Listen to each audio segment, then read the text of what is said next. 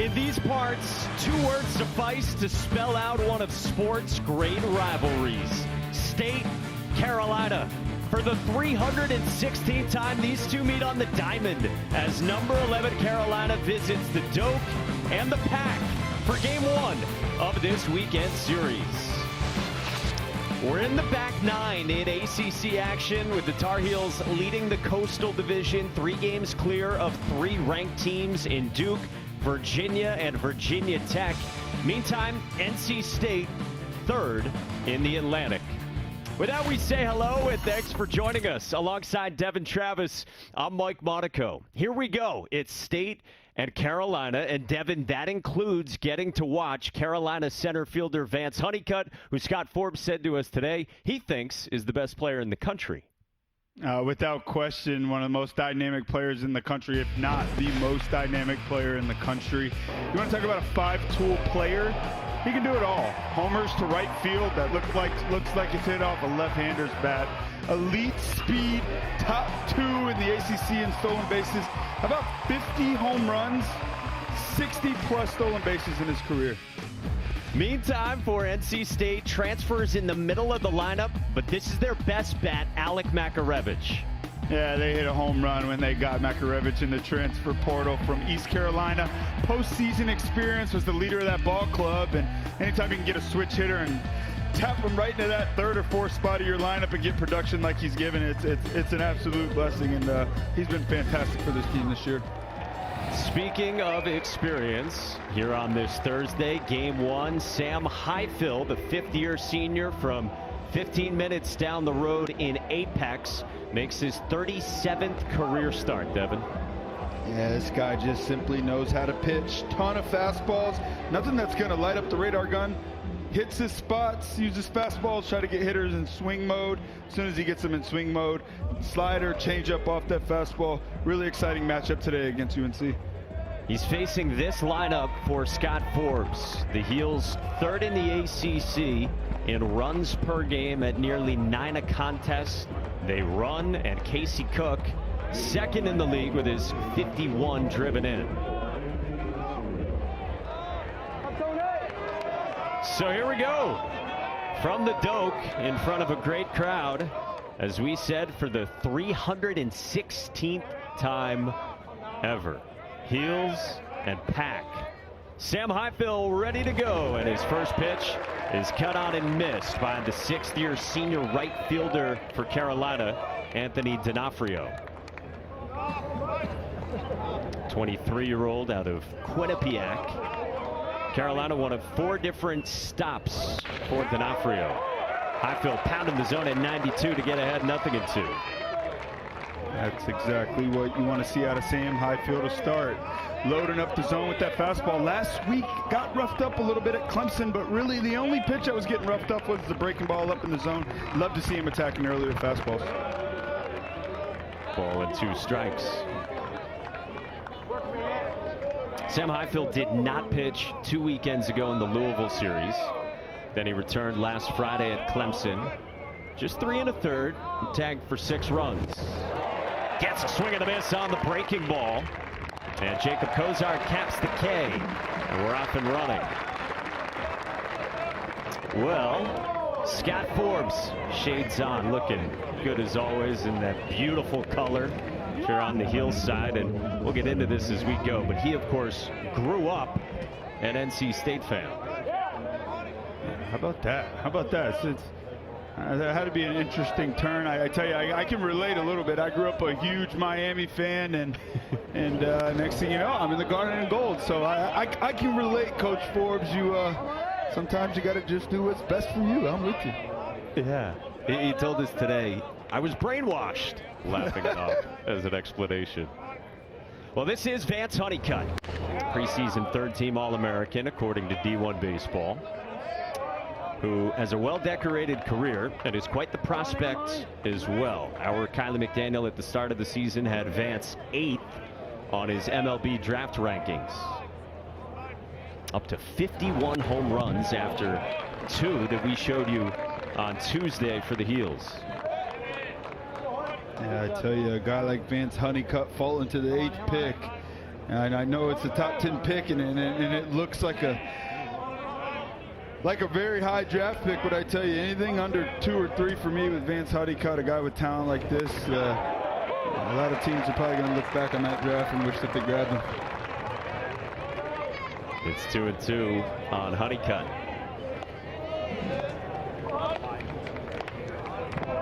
How about this for star power? Highfill against Honeycutt right out of the chute. And Highfill's 2-2. Cut out and miss. Couple of Ks to start. Sam Highfill right there. Nice job. Here he goes. Fastball command. Strike 1. Let's get it. 2-1 count. Comes all the way back. Drops a breaking ball in there for strike 2. Gets Honeycutt in swing mode. Starts a breaking ball in the middle of the zone. Falls right out. Sam Highfill, when he's at his best, that's what we see. In his 9th start of the season. 2 away for Casey Cook. He cuts through the fastball. The redshirt sophomore left fielder out of Virginia, who's 4th on the team at OPS. We told you about his gaudy RBI total as well. Scott Forbes said to us today, our best overall hitter. And he ropes this one on a line to right toward the wall, and it is gone! A bullet from Casey Cook, and the heel strike first.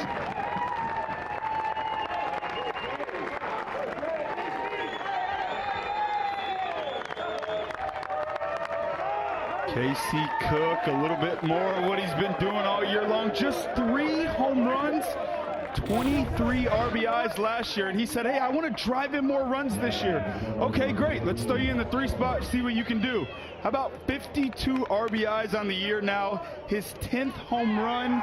A guy that can flat out hit and seems to be tapping into that power here in his junior year. You saw it 105 off the bat. And just a bolt from Casey Cook. Now Parks Harbor pops out and foul ground to Garrett Pennington. Highfill looked good. Casey Cook takes him deep. Up we go in this weekend series. Bottom of the first on the way, and Casey Cook has given number 11 North Carolina a 1-0 lead. And now Jason DeCaro goes to work. We've been touting him all season as the 17-year-old. Well, yesterday he finally turned 18 years young. He is a guy with a ton of upside. Oh man, he is exciting. I cannot believe this is just a young man who's 18 years old. Elite stuff. And anybody can look at the numbers and go, man, this guy's really good. What impresses me the most about young freshmen that come in the ACC and pitch on the weekends is their confidence. Their ability to look like they can slow their heart rate down when things get crazy. This guy has no fear. 2-0 count. He says, here you go. Let's see what you can do again. Do with this pitch, man versus man.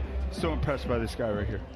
He's got first-round potential, and he faces this lineup for Elliott Avent, an offense for the Pack that is 11th of 14 teams in the ACC this year in runs per game. And we told you about the cleanup man, Alec Makarevich, the ECU transfer. There's Elliott, one of the greats in this game, 28th year at the helm. Eli Serrano goes first pitch swinging, and he lines one into left center field with a base hit. Big turn, first pitch, and a leadoff single for Serrano. Devin, you were on ACC PM, and as you look at Elliott Avent, where do you think NC State is right now in the middle of April? Yeah, I think that if I could go inside of Coach Avent's head, I would guess that the best word that he could say to explain his feelings is frustrated and confused, because when you look at them, they played a ton of tough teams, and they go to Clemson last week and beat Clemson. They beat Duke at home in a big series, and they get swept at Georgia Tech. They get swept at Louisville. So I think he's confused, and I think he just wants to say, hey guys, let's pick a side. Who are we? And let's get it going. And I think that the young pitching in that bullpen is really starting to rise like they were expecting coming in. And I think that they're starting to get going at the right time. There's no doubt that with their schedule that's ahead, they got to get this rolling and keep it rolling. But I think they're in a good spot right now, and I think Coach Avent's ready to get this train rolling. Yeah, and huge opportunities in front of them this weekend and the rest of the way. This is Garrett Pennington, the 202, the Wichita State transfer. Grabs the edge at 93 for a strike. Pennington second on the team in OPS, better than 1100. Second with 10 home runs and 41 driven in as well. With Serrano aboard. 2-1. That's fouled away. 2-2. You know, you mentioned that Clemson series. What a weekend it was for NC State, going to DKS against number 2 in the country and grabbing the series win. Yeah, a team that hadn't lost a series at home in a year. NC State just has Clemson's number, just like last year too. I mean, NC State last year, Clemson's rolling, they roll in, and NC State knocked them off as well. And I just think that's why you get frustrated, because you look at this NC ball club and you look at their lineup and you go, man, they can hit. Man, they can play defense. We got all these young pitchers. We got Sam Highfield. We got Logan Whitaker at the top. We should be winning ball games, and I think that's the exciting part. That's a fair ball down the line into the left field corner for Garrett Pennington. It's a stop sign at third for Eli Serrano, and it's back-to-back hits to start the ball game for the Pack offense against DeCaro. This NC State ball club, you could tell they came in with a choice here. They're going to hunt pitches up in the zone. They're going to be ready to hit every single pitch. And Penny in the clutch, like he's done all year long. When they need him, he's delivered. Gets a hanging breaking ball up in the zone. And really good hitters, they don't miss that pitch. NC State here threatening early, second and third, no outs, and then they got their guy at the plate in Cozart. So 2 aboard, and Jason DeCaro's first one is stopped beautifully by the freshman backstop Luke Stevenson, with Josh Hogue standing in. Hogue, the sophomore out of Florida, JUCO transfer, with some pop and some speed as well. OPS right around 800. The 1-0. That fades down on a changeup. And it's 2-0 with DeCaro falling behind. I said Cozart. I said Hogue, right? I said Hogue. I said Hogue. I heard Hogue. 2 aboard for Josh. Well located fastball from DeCaro. He's trying to stabilize here in the first. Yeah, I think these are the big situations for this young freshman, and these are the situations where he's impressed all year long. He understands, hey, second and third, no outs here. I'm trying to keep him at 1 run. I got to pound the zone. I got to trust my defense, and I think that's what's been so impressive about DeCaro all year long. Scott Forbes said to us this morning, not your normal freshman, tough kid, very competitive kid. And he's been the leader of this staff. 3-1. Hogue cuts through it and tips it foul, and now it's full.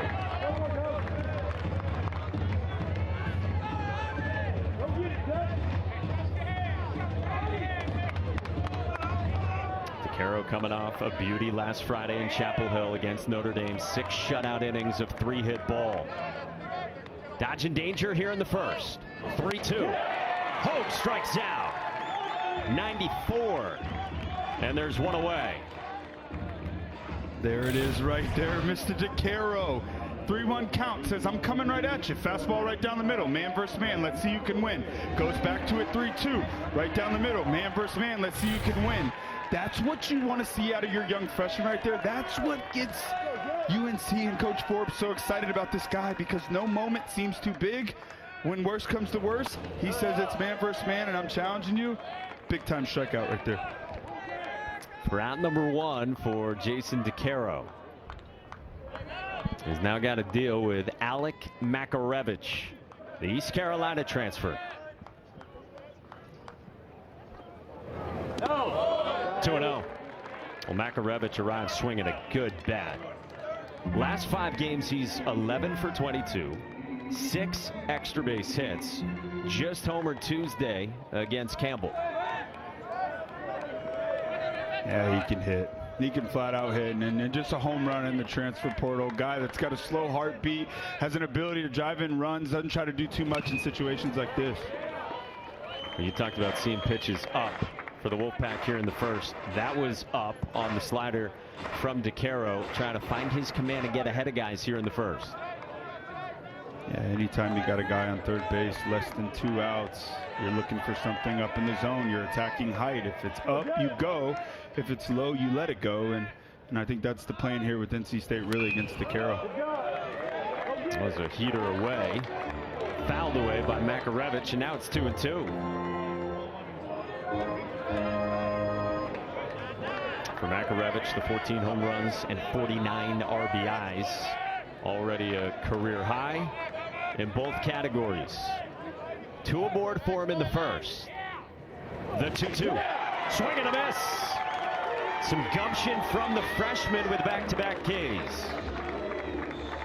And you see the little shimmy after that strikeout right there once again. Falls behind, says, you know what, I'm coming right at you with my big fastball. Humps up a little bit. 93, 94, he's been up to 96 this year. He really sits around 91, 92. But when he needs that strikeout, he says, I'll give you all I got right down the middle. Let's see what you can do with it. And that's 2 huge strikeouts back-to-back for UNC.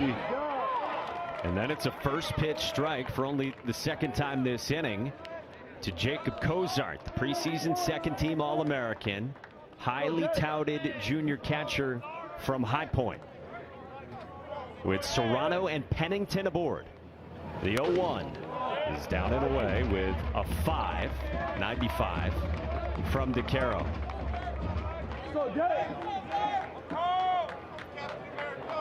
He's got great stuff here, man, I tell you. And then these are moments in the game where UNC can really grab this momentum. You got a guy in second and third, no outs. Got to find a way to cash in at least one. Check swing foul, and now NC State 1 strike away from coming up empty here in the first.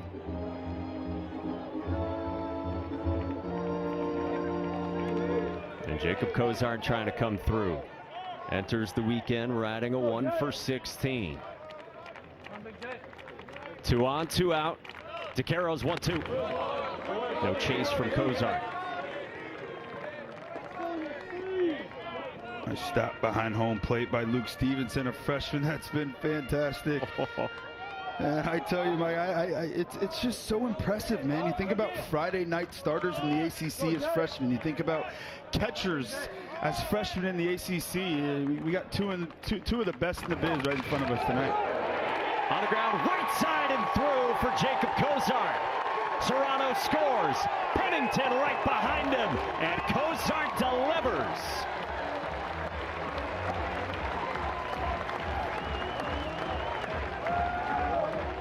How about it? Jacob Cozart, the leader of this ball club. And you said it, Mikey, 1 for 16. He's been locked in. He's been doing his work. He's a guy that's fantastic. Hasn't played up to his potential this year, coming in with a bunch of high regard. And now this is a guy that really, when NC State looks at their ball club, they go, man, we're 10-8 in the ACC. We're right now looking like we're going to be in the postseason. And our guy, Jacob Cozart, he hasn't even gotten going yet. So that's a great sign for this NC State ball club, and a big hit right there. Brandon Butterworth rolls one to Colby Wilkerson to end the first. We got action already in game 1 of this rivalry showdown.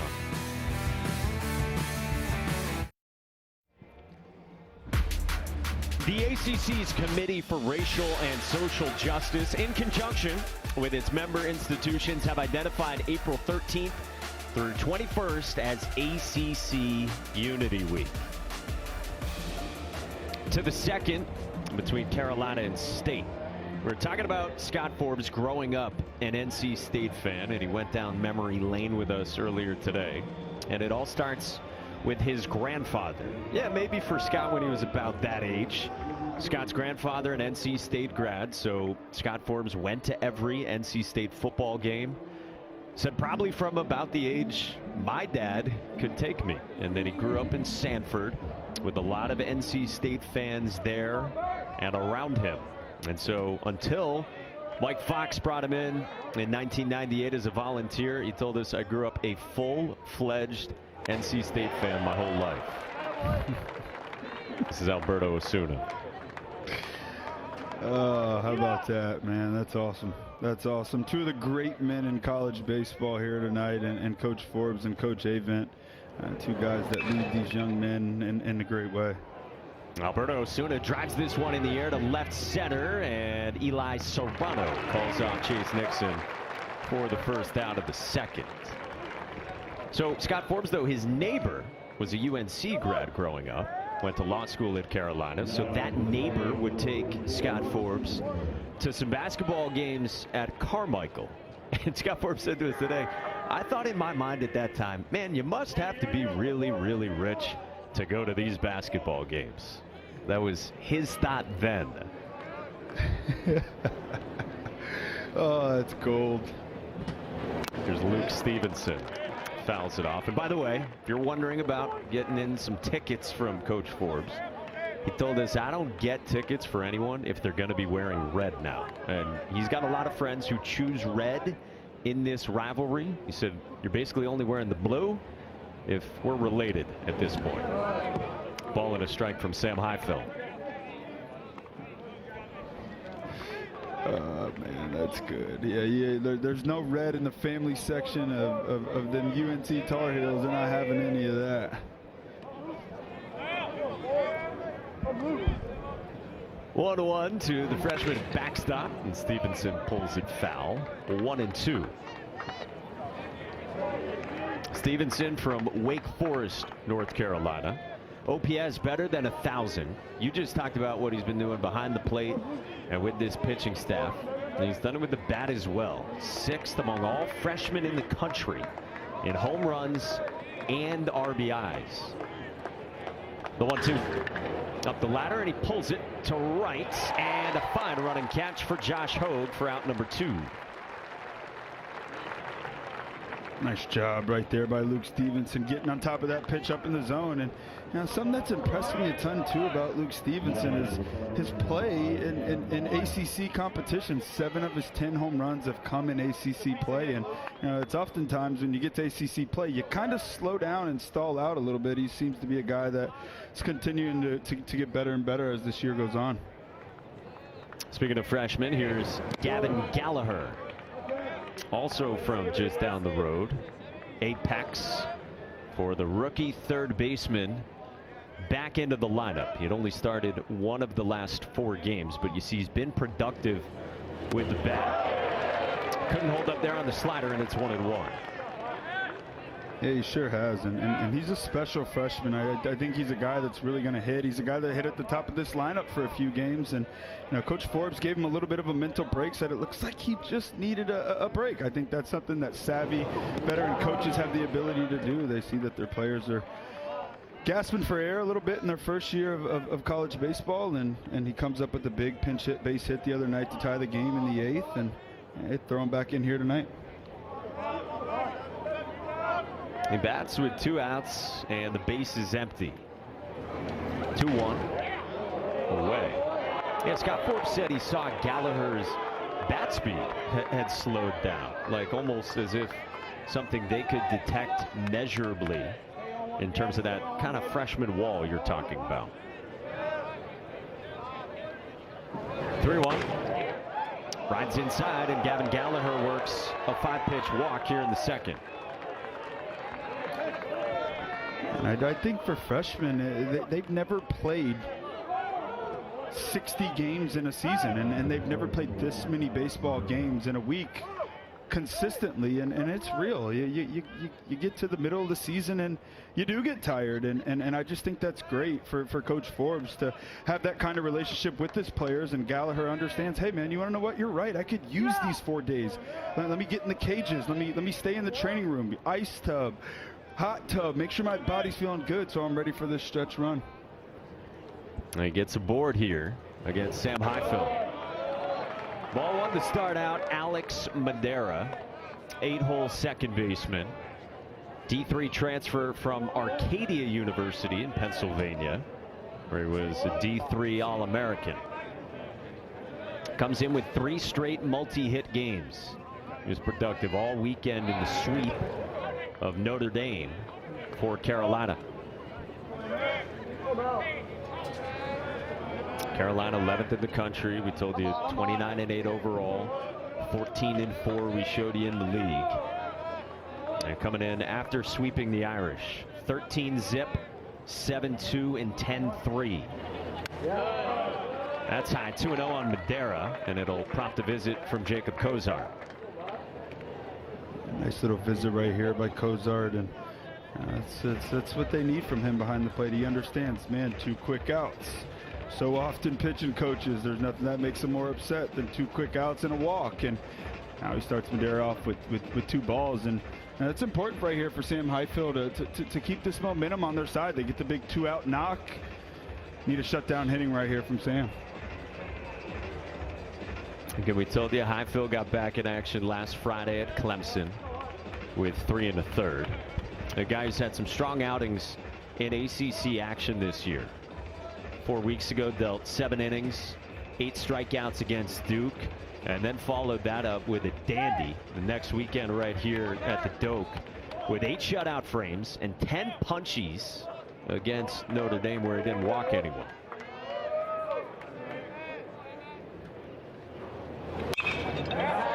Fouled away. First 6 batters against Highfield tonight. Only 2 balls thrown by Highfield. He's thrown 6 balls to the last 2.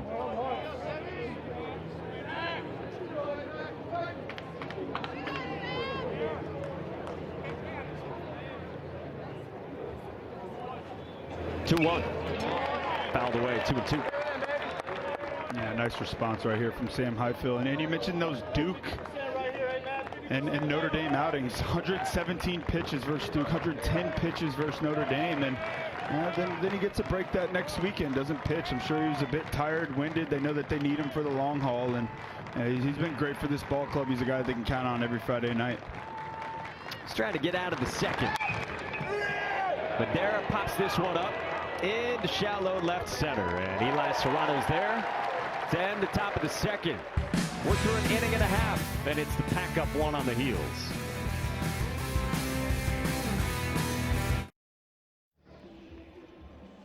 Elliott Avents Group, the preseason number 13 team in the country, right now projected as a 2 seed in regionals by D1 Baseball, and they have a gauntlet that they are in right now. Last weekend, this weekend, Devin, the road ahead as well. Oh, yeah, no kidding. And they have 2 wins versus some very tough competition. So it has to excite them. And once again, I think this is what's frustrated Coach Avent. They seem to play better, the better team it is that they play. And I think Coach Avent's hoping, well, man, if that's been our story all year long, let's make sure we keep it going now, because those last 4 series that they have in front of them right there are no joke.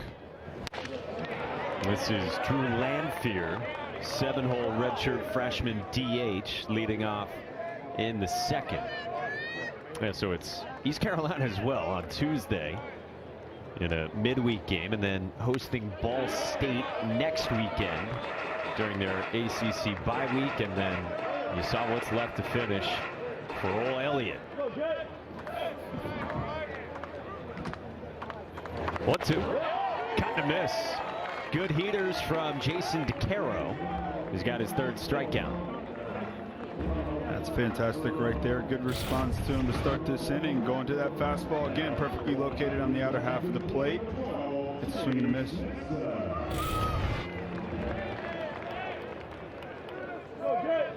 The freshman in his 10th collegiate start now faces Chase Nixon, 8-hole left fielder, batting right in front of his brother Luke Nixon down in the 9th spot today.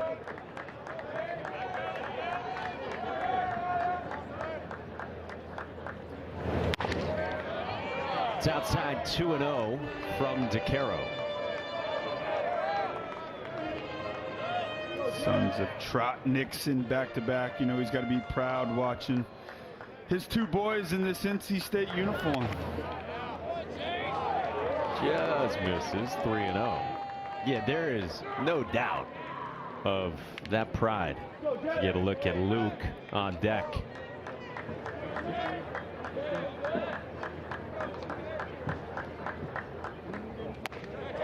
Four pitch walk to the 8-man, and Chase Nixon is aboard. Hey, 6 more spring football games highlight our schedule Friday and Saturday. Both here on ACC Network and on ACC Network Extra. Louisville starts it off at 7 Eastern Friday. Full slate of 5 games Saturday. Devon's Knowles are in action at 4 o'clock right here on ACCN and on the ESPN app. Here's Luke Nixon. Football's already back? That was fast. What? That was fast. I'm headed to Tallahassee. Where will I find your statue? Can you point me in the right direction? You will find my statue absolutely nowhere. It's pulled on the line to right, and it drops down for Luke Nixon.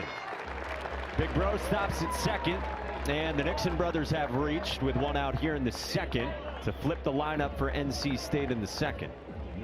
A nice piece of hitting right there by Luke Nixon. Change up in the zone once again. Seems to be the pitch he's getting hurt on today. Seems to be the plan for NC State. They're attacking pitches up in the zone, and that changeup for DeCaro is a pitch that's continuously getting better and better. It's something that him and his pitching coach have worked on hard, and it's a pitch that you want to keep down in the zone. Changeups up in the zone often turn into trouble. Well, to start out, it's more of the soft stuff to a lefty, and Eli Serrano singled and scored in the first.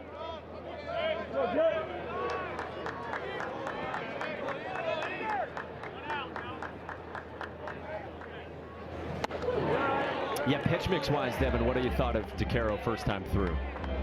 Yeah, you know, he's been a guy that's been, you know, throwing over 50% fastballs, you know, coming into his starts. And last weekend, it looked to me like he went to the off-speed pitches more than he has all year long. I think that's him and UNC just preparing him for the long stretch. And there's going to be days where he doesn't have his fastball. And what good pitchers have the ability to do when they don't have their fastball is go to the breaking ball more and find a way to respond when not having their ace stuff. So I think he looks really, really good tonight, to be honest. And he's just getting hurt on pitches up in the zone. I think you credit NC State early on. I think they have a nice game plan. It's a 2-1 changeup down, and it's 3 balls and a strike. Serrano, the highly talented sophomore, North Carolina native, draft eligible here in just his second year in Raleigh. DeCaro's 3-1. Misses away. So second walk of the inning, and NC State has loaded them up in the second for the meat of the lineup at Garrett Pennington. We'll get a mound visit here to DeCaro. Yeah, more trouble for DeCaro here, and last thing you want to do is walk the 8th man, and then Luke Nixon steps up, delivers a big base hit, and NC State. I think this is another thing that they do a great job of is commanding the strike zone. When I watch them play, you can tell that there is a built-in, believed-in approach that every guy seems to follow, and when you get a group of young baseball players to buy into an approach, especially against a very talented pitcher in DeCaro, it's tough, and when you stay in the strike zone, you force him to come to you. And I think NC State, that's something that's always stood out about this ball club is their ability to force pitchers inside the zone, and they take advantage of mistakes. Well, Brian Gaines paid the visit, and yeah, you talked about it earlier in this game and said it on ACCPM. We know what NC State offensively does historically, and they're trying to cash in right now with Pennington. That big leg kick watches strike 1 from DeCaro.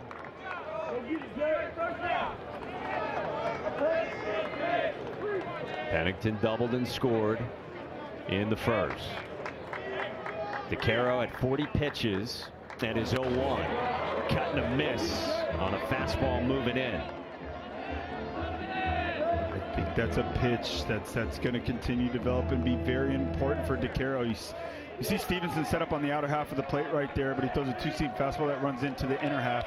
I think the fastball in is something I'd like to see him go to more as the year goes on. Gets Pennington to pop this one up, and Parks Harbor makes the catch with the infield fly rule. And there's 2 down. Nice job right there by DeCaro. And I think that's what the fastball in does, right? The fastball in is the pitch that you're forced to make the quickest decision on. He throws the fastball in there. Pennington has no idea that he missed his spot and threw that pitch in. But what happens? You speed up a little bit. Next thing you know, you elevate with the fastball out of the zone. You get a big out right there. And now the 3-hitter, Josh Hogue. Takes ball 1 just south of the knees after Hogue ran it full and struck out on 94 from DeCaro in the first.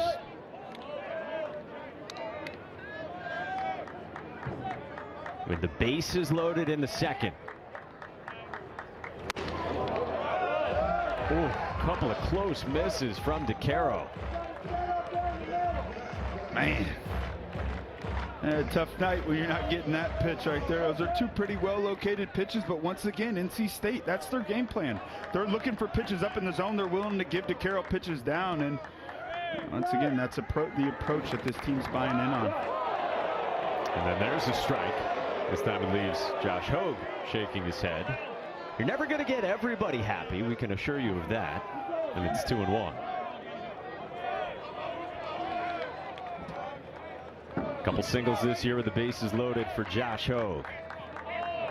2-1. Breaking ball misses. 3-1, and there is nowhere to put Josh Hogue. Last at bat, this has been DeCaro just attacked with fastballs down the middle, and you know Hogue's been thinking about that at bat since it finished last at bat. You gotta think he's geared up and ready to go on a fastball middle. 3-1. Hogue was ready, lifts it in the air to left center field. Honeycutt runs it down on the track. Fastball indeed. Hogue struck it well, but DeCaro dodges danger. And NC State leaves them loaded in the second. Very nice crowd on hand at the Doak in Raleigh as we go to the 3rd inning on pretty perfect night for some baseball, and the only game in the ACC today. Yeah, a little rivalry baseball. No place better to be than at the Doak here. Storied little rivalry going on here. UNC's got the best of NC State really over these past couple years, and NC State's got them in their home ballpark, and you can tell the crowd's fired up and ready to go. Yeah, last year a Carolina sweep of state at the Bosch. And of course these teams met a couple of years ago in the ACC championship game. Dalton Pence gets some cheers from his own boys. And I just heard a shout of a UNC degree. We can't confirm where that came from, but either someone very self-aware or someone having some fun with that.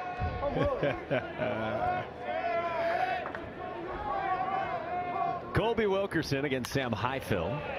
Ball and a strike to start the 3rd. That's a guy right here I'd like to see get going. I think he's a really good player. I look back to UNC last year. I think that they were playing their best baseball when Colby Wilkerson was getting on the bases any way possible and turning this lineup over. So a guy that I really look forward to getting going, and you know that when he does get hot, he can really run a nice stretch. Senior from Oxford, 2nd year full-time starter at short. Right now mired in an 0 for 14 his last 4 games, but he has swung it better this year. 1-2, lines it foul. Colby's got 1 home run this year, and it's off Chase Burns on a curveball from Burns late in the outing on his 102nd pitch. A home run for Colby Wilkerson that his buddy Casey Cook said, I feel like that kind of put them in the grave. That was a big series win against Wake Forest, and I tell you, if you're only going to hit 1 home run, why not have it against Chase Burns? Yeah, and make it a grave digger as well. That's right. 2-2. Pop foul.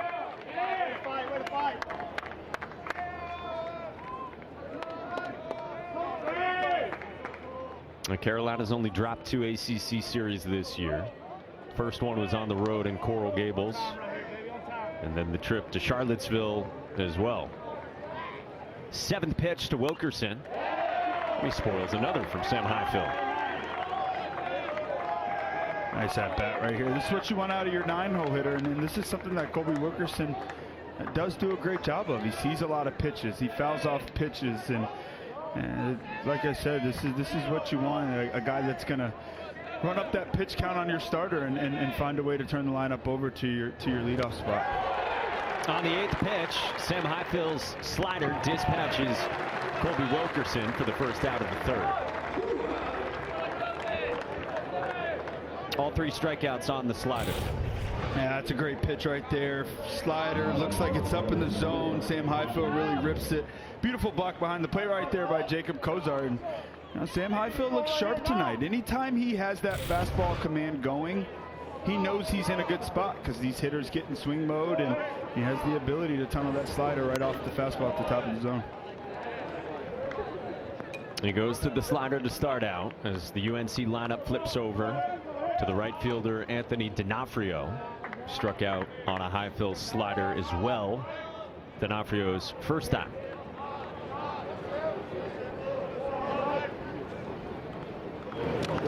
You know, we talked about those good outings in ACC play for Sam Highfield, Duke, Notre Dame, etc. Elliot Avent at the time said, you know, those last 2 outings was the Sam Highfield we know. Seen what he's capable of in his career. 1 and 2 on D'Onofrio. Yeah, he's a veteran, and this is why they have him in the Friday role. They know that he's going to attack. They know he's going to throw strikes, and I believe he's given up the least amount of hits in all of the ACC without overpowering stuff. So you know he's a guy that just flat out knows how to pitch. It's been the highest strikeout rate of his career. Of course, has tinkered with his arm slot through the years.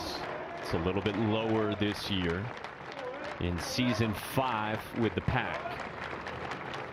1-2 away.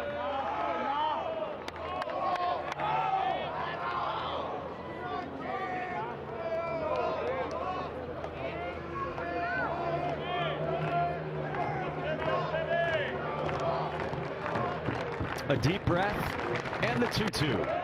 Sails high, full count. Hey, nice and quiet in there, Knock. First full count for Sam Highfield. It's also the highest walk rate of his career as well.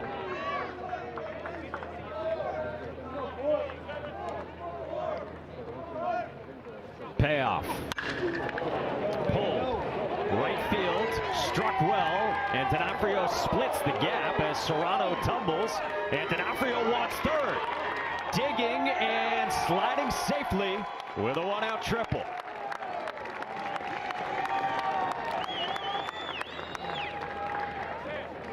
Just a beautiful piece of hitting right there. Nice job. Gets it to a hitter's count. Hunts fastball, middle up in the zone. Gets it and doesn't miss. And this is a guy that has big time speed. You see Serrano out in center field. Looks like he slips on the warning track. D'Onofrio understands how important it is to get to 3rd base with less than 2 outs, and is able to do just that. His 5th triple of the year. Scott Forbes said to us this morning he can really run. And D'Onofrio's at 3rd for Vance Honeycutt. Carolina down 1. Well, how about those 2 home runs from Vance Honeycutt on Tuesday, putting his total at 51. And combined with what he's done swiping bags in his 3 years, he's in this elite company of the so-called 50-50 club in the ACC with J.D. Drew and Khalil Green. That's the company. That's the list you want to see your name on. And there's such a talented guy. And I truly think that his ceiling is really unlimited. I think he's a guy that's going to continue to get better and better. He's a guy that continues to improve his approach as each season goes by, and he's just an exciting player, a smart player, a player who's unselfish, a guy who plays to win, and just a great grab for UNC. And he smokes this one to center with Serrano back, and that ball's gone! Vance Honeycutt again! Number 52, and he bolts Carolina in front.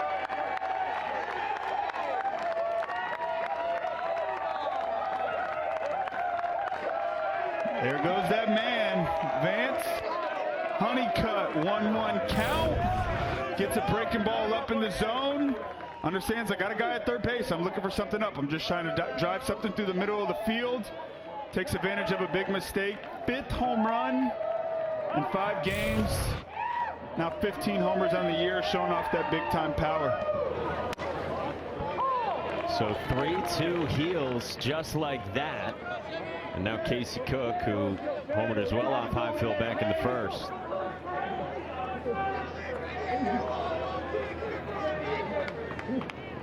Oh, 1 to Cook. And Highfield gets ahead. Man, Vance Honeycutt is something.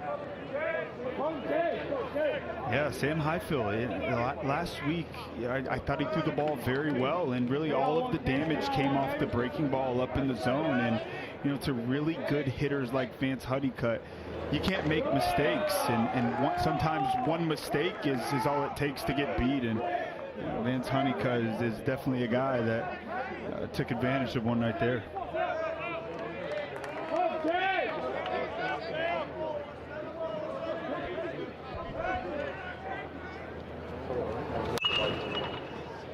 That's in the air and twisting foul. Again, I go back to what Scott Forbes said to us today about Vance Honeycutt.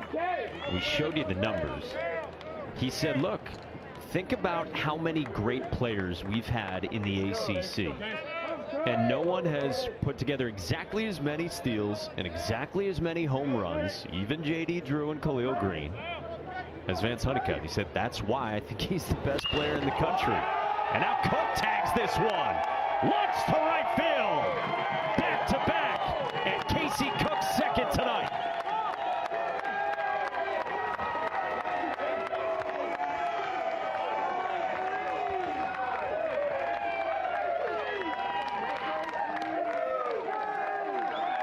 One-two count. Gets a breaking ball. Sam Highfield likes to bury that pitch with 2 strikes. And Casey Cook swinging a hot bat. Really been swinging a hot bat all year long. He understands this rivalry. He knows how much this rivalry means to him and his family and Tar Heel Nation. And once again, leaves the yard. Second homer of the night. Strike one to Parks Harbor.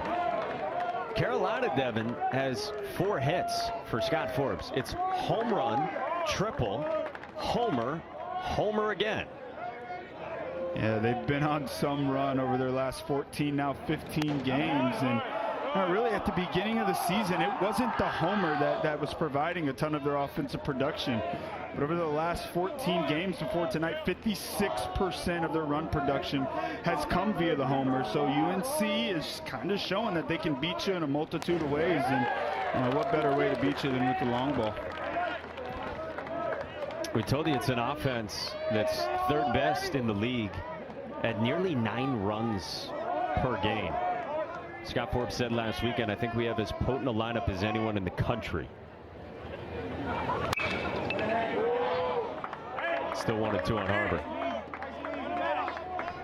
Yeah, this guy right here, too, he's been one of the hottest ones over these last games. And 10 homers in his last 14 games. I believe there's a streak. He was 8 homers in 8 games. And just a guy, transfer from Georgia, a guy that never hit under 300 in SEC play. And what a gift being able to get this guy from Georgia and throw him into that first base spot, especially with Hunter Stokely out with an injury. He stepped into his role and done a really nice job.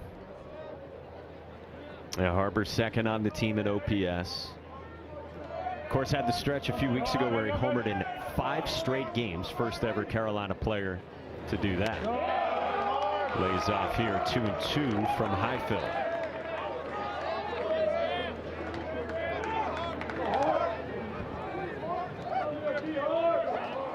Sam Highfield's first 2 innings, he only needed 28 pitches. The only blemish was the Cook home run. Well, this is his 30th pitch of the 3rd, and he does strike out Harbor. 2 gone. Hey, Sunday, it's an ACC softball doubleheader right here on ACC Network. First, it's Syracuse and Pitt. Then number 20, Clemson squares off against Notre Dame. Coverage starts at 4 Eastern. Oh, we got a DJ's vending shirt out here. Oh, yeah, DJ Burns everywhere.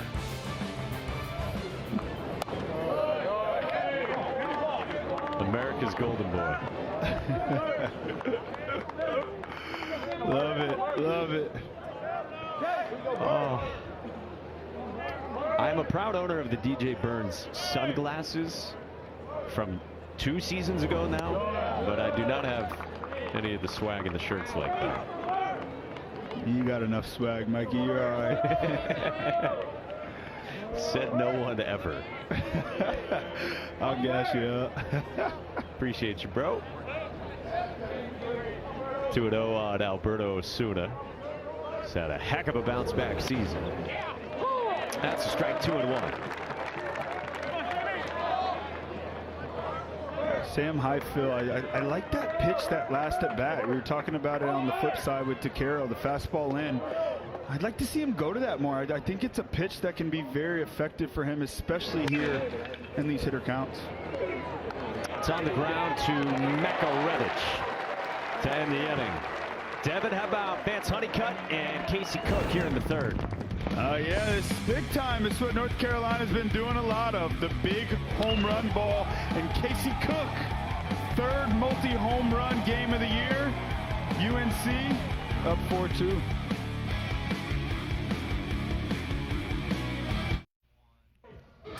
Well, on Monday here in Raleigh at the Memorial Bell Tower, the men's and women's teams for NC State Hoops getting recognized and so declared and decreed by the mayor. NC State Men's and Women's Basketball Day.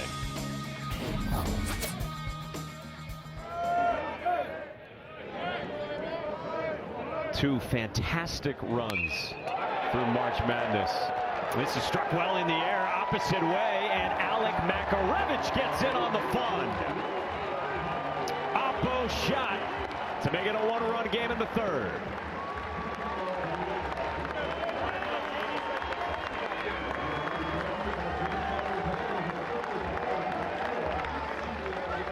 Well, quick response right there from NC State. DeCaro with 47 pitches through 2 innings.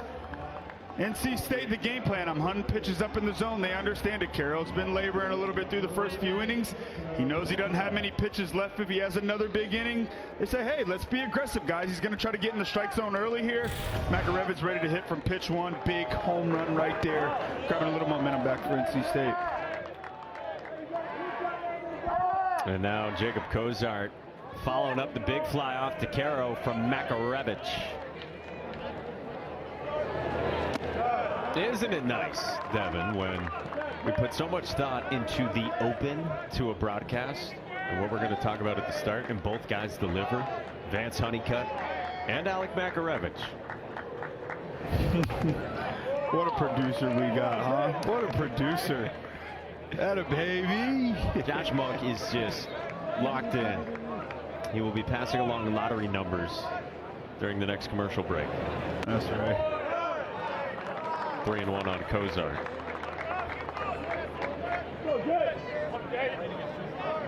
You got the superstar, 3 years in Carolina blue, and the newcomer Alec Makarevich here in Raleigh. DeCaro's 3-1. Misses. 5-pitch walk, and the 3rd of the outing for the freshman Jason DeCaro. Nice at bat right there by Jacob Cozart. Top 10 in the ACC in walks, and I got to give the home plate umpire credit. All night long, he hasn't called that pitch down there, and there are umpires that's their honey hole for the strike zone, and those are pitches that Jason DeCaro, that's when he's going his best. He's getting those pitches at the bottom of the strike zone. So once again, this is maybe a reason why we see DeCaro going to the breaking ball a bit more, because when the fastball is not working, with where's normally his strength, got to find a way to get through. And so he starts out, to your point, with one of his breaking balls to Brandon Butterworth. Here, second time through the lineup. Butterworth grounded into a 6-4 to end the first, his first time. That rides inside, and it's popped up foul. Isn't it nice to see this place packed with all eyes in the ACC on this game? Yeah, this is a tough place to play, man. I remember standing at this field and looking across the diamond and seeing Trey Turner out there and Brett Austin, and that's something about NC State. Everything about it. Every time you played them, you knew you were always going to get their best shot. And you know, these fans were relentless. They're great fans. They love their Wolfpack, and they said, "Yeah, UNC, we know you're right across the street, but come on to the Doak, and we got something for you." You see it packed out there tonight. Well said. 3-1, and command continues to be a trouble spot here for Jason DeCaro.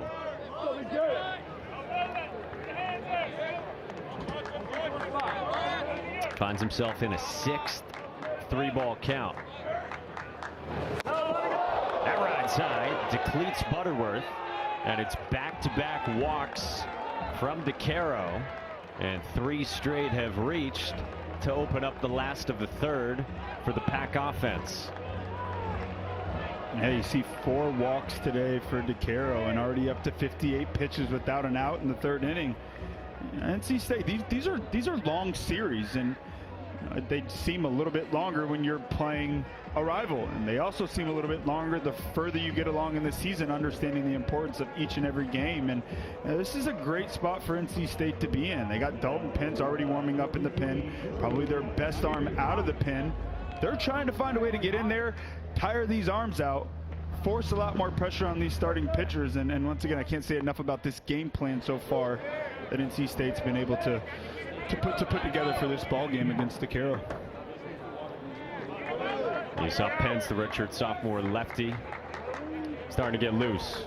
Here's Drew Lanphier, 7-hitter, and he was squaring all the way and bunted it foul. So, Devin, to go back to that, and you mentioned it earlier as well, what do you see from this Elliott Avent offense and the way that they structure things?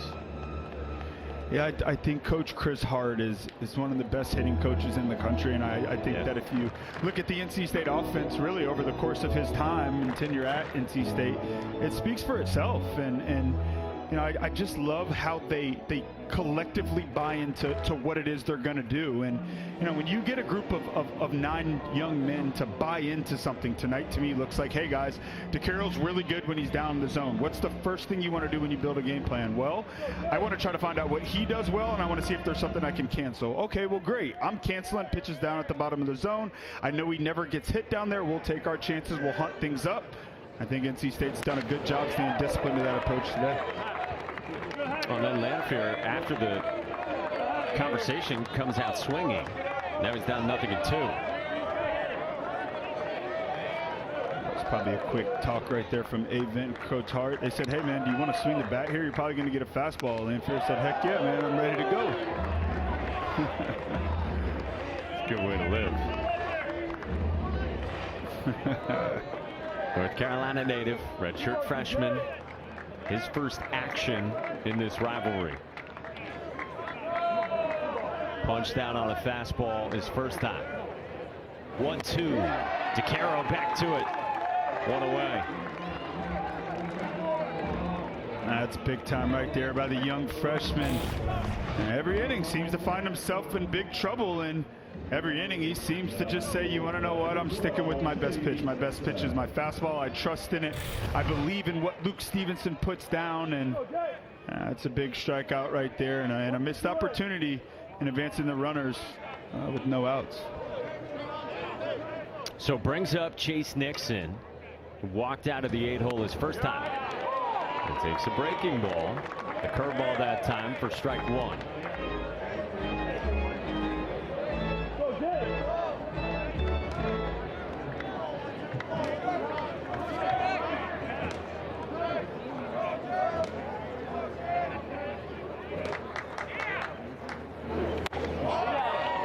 Another breaking ball. Misses the backdoor, and it's 1-1. We're talking about the arsenal for Jason DeCaro. We mentioned two distinct breaking balls. We talked about the changeup and a firm fastball as well for the freshman. Good change there, and it's 1-2.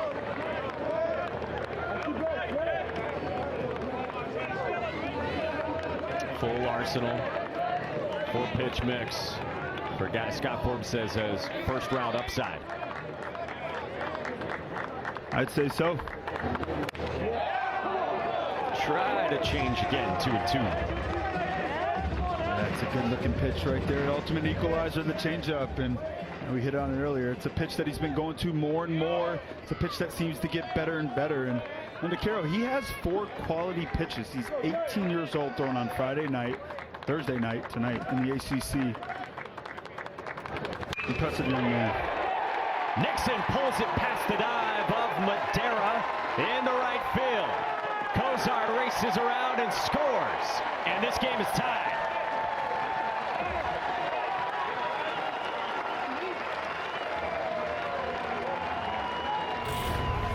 It's just a great piece of hitting right there. Noah Souls gets hurt earlier in the year. Chase Nixon finding a way to get in the lineup sporadically early in the season, and Noah Souls goes down. Chase Nixon says, hey man, it's next man up. Veteran guy, great at bats, does a great job controlling the strike zone, never seems to let situations get too big for him. And to be honest, the guy that's up right now, and Luke Nixon, his younger brother, very similar in his approach and his mindset at the plate. Chase Nixon delivers a big RBI base hit right there. Productive trips to the plate for these two in the 8 and 9 spots for the Wolfpack. And now here comes Scott Forbes. You mentioned the pitch total first couple of innings, and could Jason DeCaro turn in a crisp third? And that has not been the case. And so with Dalton Pence, proud owner of a sub-2 ERA, out in the bullpen, Forbes pays a visit to his prized freshman. Yeah, Mikey, I think DeCaro's out there trying to convince Coach Forbes, hey man, I want this. I want this. This is my game. I think he's trying to talk him out of it out there. I'd like to see that out of your young freshman. He wants the ball. And now Scott Forbes in the ear of home plate umpire Jeff Gosney.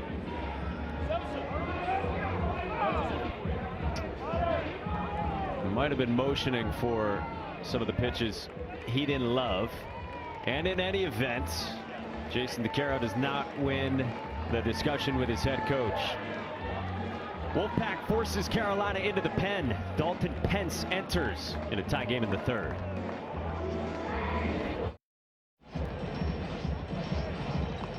Stud freshman Jason DeCaro only lasts 2 1/3. Shortest start of the season for the Long Island native, who gets chased in the third with 4 runs in and 2 aboard with 1 out. So Dalton Pence, the lefty, comes on. Yeah, they go to their go-to guy right out of the gate. Left on left matchup right here against Luke Nixon, guy that throws a ton of fastballs and gets a ton of swing and misses. Mixes in a slider, occasional changeup, but the guy with a ton of spin and ride on that fastball at the top of the zone. 5.1 innings scoreless in a row. The guy they will use a lot. Scott Forbes went to him for 2 1/3 in the midweek action for this Carolina team in a loss at the Bosch against Coastal. And now Pence comes on in the opener of this weekend rivalry series in a tricky spot. You mentioned the left on left, and Luke Nixon, as a freshman, 1 for 17 in left-on-left matchups this year. Yeah, and a great job right there by UNC going with the pickoff move right there. Luke Nixon showed his cards. You could see he was going to square for a bunt there. So nice job right there by UNC. A little bit of gamesmanship. See if they keep it on here. Corners creep in. They do keep it on, and Nixon bunts the heater foul. And a great situation here. 1st and 3rd, 1 out. The best situation, especially left on left, to run a safety squeeze. And I love the game that NC State's playing right now. And I got to believe that they'll run it again here. If this play is executed the correct way, right here you want to bunt the ball up the first base line. Down the third base line is a bit scary because the third baseman can just flat out crash. First baseman has to hold his ground a bit more. If this is well executed, it's undefensible. No sign of a bunt there from Luke Nixon. Based on what you saw of his first bunt bid, would you keep it on in this spot?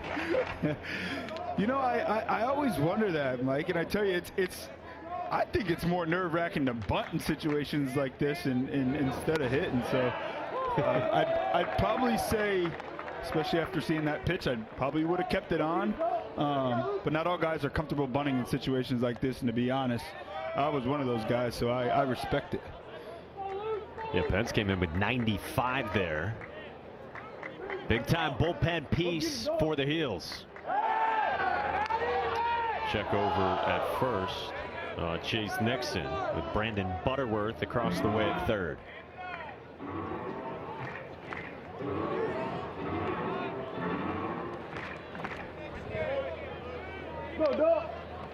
The wheels turning for the head coaches in this 3rd inning. 1 out, 2 on. The 1-2. Nixon chops it foul up the line. How'd you feel about Scott Forbes' decision to go to the pen at this point in the ball game and at this point in the weekend as well? I think it just talks about the importance of this ball game to Coach Forbes, and he hit it on it in our talk this morning about losing that game on Tuesday versus Coastal Carolina and how upset he was. They want these games. These games mean something, and they go to their go-to guy out of the gate, left on left. I think it's the right move. I love the pieces in the pen. The Pences, the Mateus, the Postons of the world. The trusted arms back there for Scott Forbes, Bryant Gaines and company. On a ground, off the glove to short. Wilkerson flips. Madera's turn, not in time. Butterworth scores through the back door, and NC State takes the lead.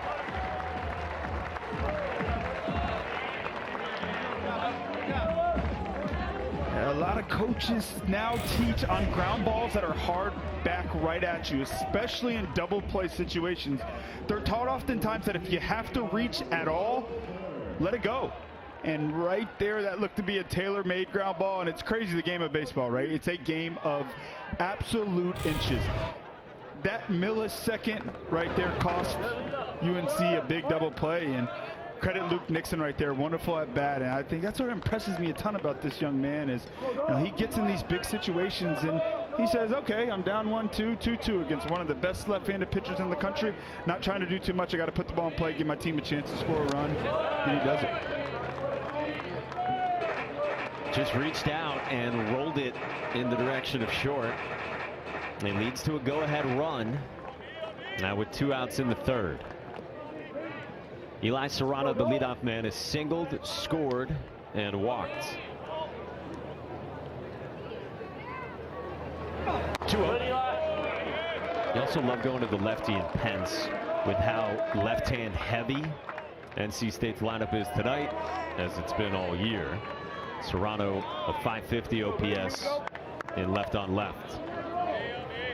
That's a great point there, Mike. Great point. And yeah, UNC has a couple really good lefties. Percival as well is throwing the ball great as of late. And this is Eli Serrano's first game in the leadoff hole, and it's kind of been a bit of a revolving door for NC State. North Carolina as well, but leadoff hitters, it's a rare trait. It's something hard to find to want to be up there in that leadoff spot. It truly is it's one of the most different at-bats you can have in a game, and here they are trying Eli Serrano, see if he can be the guy to get them going.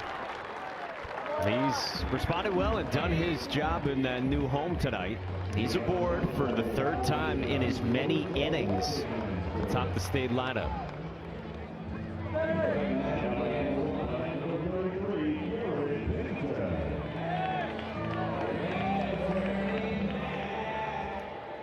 So to aboard and to the 2 spot for Garrett Pennington. Doubled and scored his first time and then popped out in foul ground to Parks Harbor at first in the second. Pennington, a Kansas native, 5th-year senior, started his career with 3 seasons at Central Missouri, the D2 ranks. Then last year went to Wichita State. Good year, cracked 15 home runs, but this year is bat at even another level in the ACC. 2-0. Yeah, he's been such a great addition to this lineup. He fits the culture perfect. You think about the transfer portal, and I think the most important thing that you have to find in the transfer portal, and probably the hardest thing to identify, is can I find somebody that can enter my program and fit in from day one? And NC State with Makarevitz and Pennington, I think that they hit the absolute jackpot. When you watch them play, they look like NC State Wolfpack guys, and they've really fit in great, and really they've been the guys that have really pushed this team all along all year. What's it do to a clubhouse when you can feel that it's off, and then maybe a couple of pieces are not necessarily fits?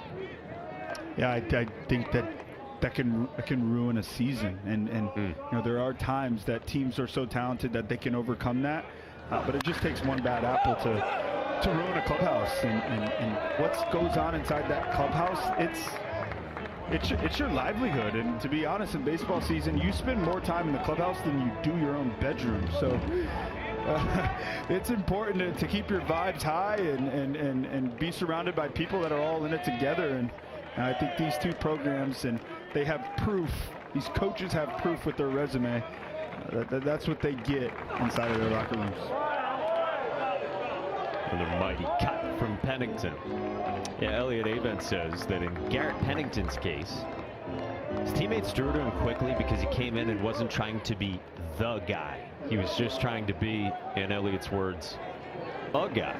And Garrett subscribes to what you're talking about as well. He says the best team has the best chemistry in his mind. Amen. 2 on, 2 out, 2-2. Sawed-off foul again. How are you on the clubhouse scale? 20 to 80 scouting grade. What would you give yourself? Oh, some hesitation. I don't know. I'm not good. I'm not too good at talking about myself. I don't know. I mean, hey, we're in the clubhouse together right now. What do you got? What do you got? I'm dropping an 80 on you for sure. Let's go. It's popped up. Pence points it out, and Alex Madera's there to end the inning. I would never say 20 about my guy, Devin Travis. NC State with 3 in the 3rd. They vault in front. 4th inning on the way in this rivalry between Carolina and State. Well, we were talking about families, culture, chemistry, clubhouses. You guys, Devin Travis, have a new member to your clubhouse as well. Congratulations. So happy for you guys. Man, nice one. Yeah, man, it is. It's been an absolute dream come true. I'm just so proud of my wife. I'm so excited to welcome little Bowman into this world, and I tell you, man, women are the greatest thing on this earth, and seeing my wife go through that and bring me that bundle of joy has truly brought me the best week of my life. So I'm ready for fatherhood. Let's go. Oh, I get chills hearing you say that. Best week of your life. That is awesome, man. You are well equipped for fatherhood. Thank you, bro. Thank you. Let's go. 5-4 is our score, and what's already been a very eventful first 3 innings kicking off this weekend. First game in the ACC, loaded slate throughout, and Carolina down a run. 6, 7, and 8, Luke Stevenson, freshman catcher, line to right his first time. Takes a strike from Sam Highfill, and it's 1-2. Here we go, Steve.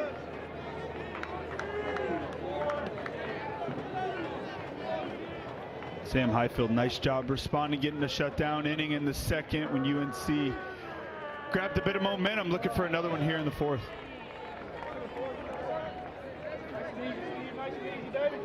You hear some Steves and some Stevies. It's one of the best parts of a clubhouse as well as the nicknames that emerge over the course of a season. No doubt. Full count. What guys call you?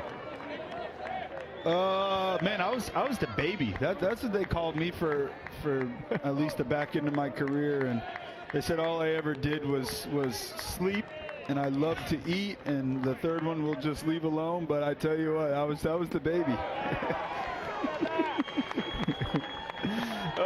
Stevenson walks, and the leadoff man's on in the fourth for the Heels. Well, Heck of an be sleep deprived moving forward now.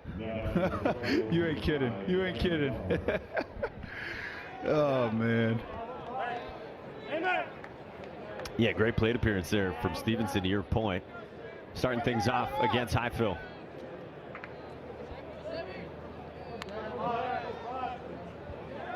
So, man aboard, here's Gavin Gallagher, freshman third baseman in the 7 spot, who walked his first time. Breaking ball for a land strike.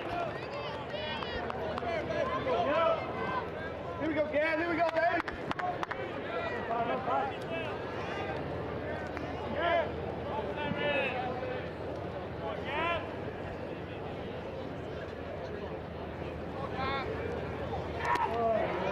Stopped by Kozart. One of the best in the country. One of the best in the country behind the plate, and a highly regarded guy.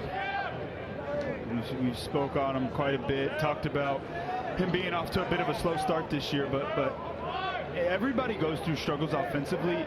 What impressed me the most is when guys struggle offensively, but they never bring it to the defense side, the defensive side. And Kozart has not brought in one at-bat to the defensive side of this game, and as a catcher, I tip my cap to him because it's one of the hardest things to do in this sport is to leave at-bats in the dugout. He does a great job of that.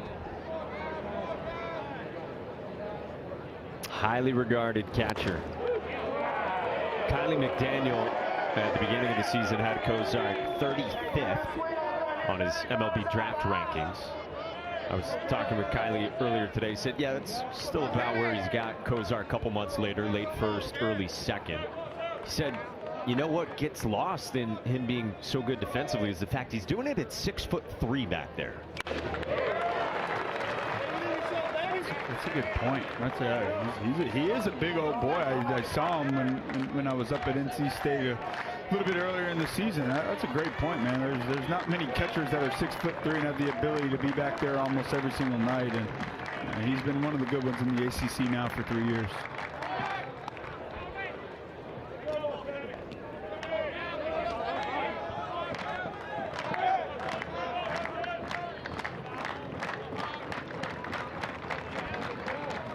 Pitch number 74 on the way from Sam Highfield. At only one full count before this inning. Popped up by Gallagher. Garrett Pennington with room for the first out. Well, Jacob Kozart is right there on the midseason Golden Spikes list among ACC players. And there is plenty of star power throughout this league. See Casey Cook in there as well. Casey Cook, 2 homers tonight, and Jacob Kozart, we hit on that a little bit earlier. I think that's an exciting part for NC State. He has not gotten going up to his capability, and he will. He's Jacob Kozart. He's a proven guy offensively, and man, I tell you, to be sitting in the spot they're at now, 10-8 in the ACC, without their guy really rolling yet, they have to like how they feel.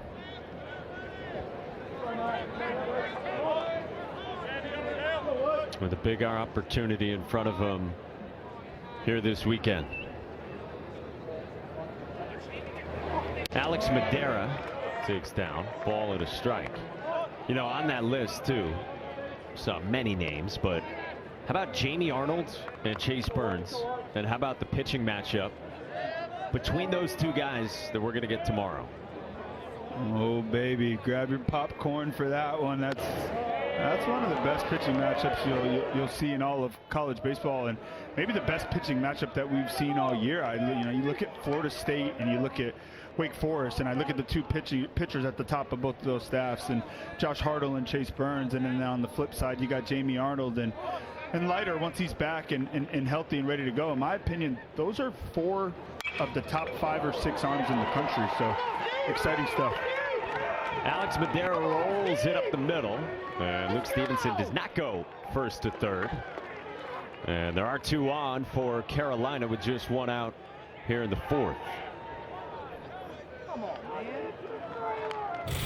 Alex Madera, beautiful piece of hitting right there. A guy that doesn't try to do too much. You need guys like this on your team, guys that just put the ball in play, force pressure on the defense, and that's a ball right there that Luke Stevenson's gonna wanna take his chance there, getting to third base. You got a lefty in center field, and Serrano moving to his backhand side.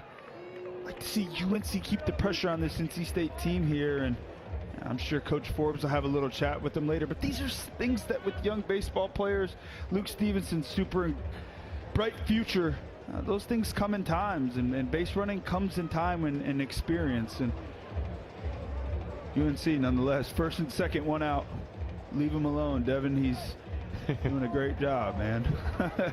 He sure is. But to your point too, you heard some angst, it sounded like, from the Carolina dugout, wanting the same thing you're talking about, and now it prompts mound visit from Elliott Avent. You see the pitch count, 78 for Sam Highfill, and with activity out in the pen, Elliott Avent's making the move. Typically very content to let his starters work deep into games with high pitch totals, but Elliott Avent is approaching this just the way Scott Forbes is, and the 6'6" sophomore Shane Van Dam is coming on. Feels like playoff baseball in Raleigh.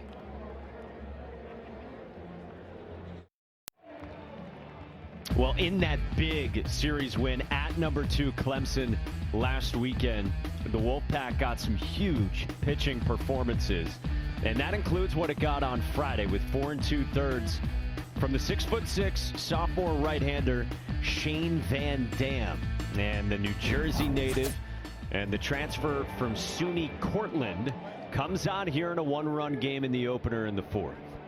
Yeah, he's a gunslinger, and he's got great stuff. Fastball up to 95, wipeout slider, and he's a guy that really is someone that they were counting on. They were looking all year long for a guy that could step up out of the bullpen and be the guy. Shane Van Dam has answered that bell. 13 innings. Last 3 outings, just 1 run given up. He's been fantastic. And you said it, Mike, this is playoff baseball. You don't see stuff like this and pulling starters so early in the season. You can tell this series means just a bit more. Comes on with 2 aboard. And the first pitch, backdoor breaking ball, misses to the 9-hitter and shortstop for Carolina, Colby Wilkerson, against Shane Van Dam.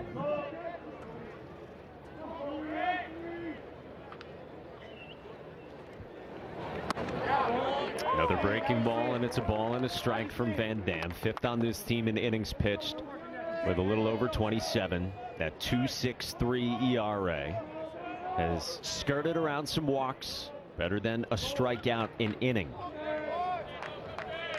Stevenson at second, Madera at first. 2-1. And you hit on it, the walks. I mean, you look at his stat line, and the only thing you look at and say, oh, I see 16 walks in 27 and a third innings. That's not exactly what you want, but when you have power stuff and you strike out a lot of guys, oftentimes walks come with that. Something that NC State's just learned to accept and live with, and he's been fantastic for NC State. He didn't get the call there, and it's 3-1.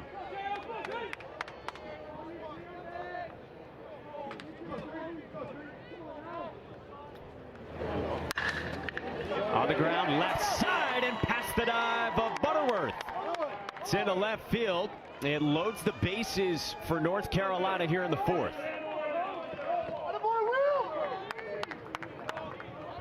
There goes Colby Wilkerson. That's the guy. I think really when you look at it, North Carolina, I say, man, how can they get better?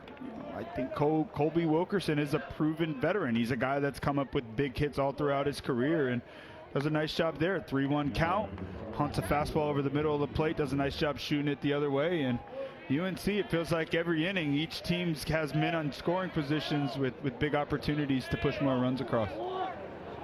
And it's back to the top for Anthony D'Onofrio. Takes ball one.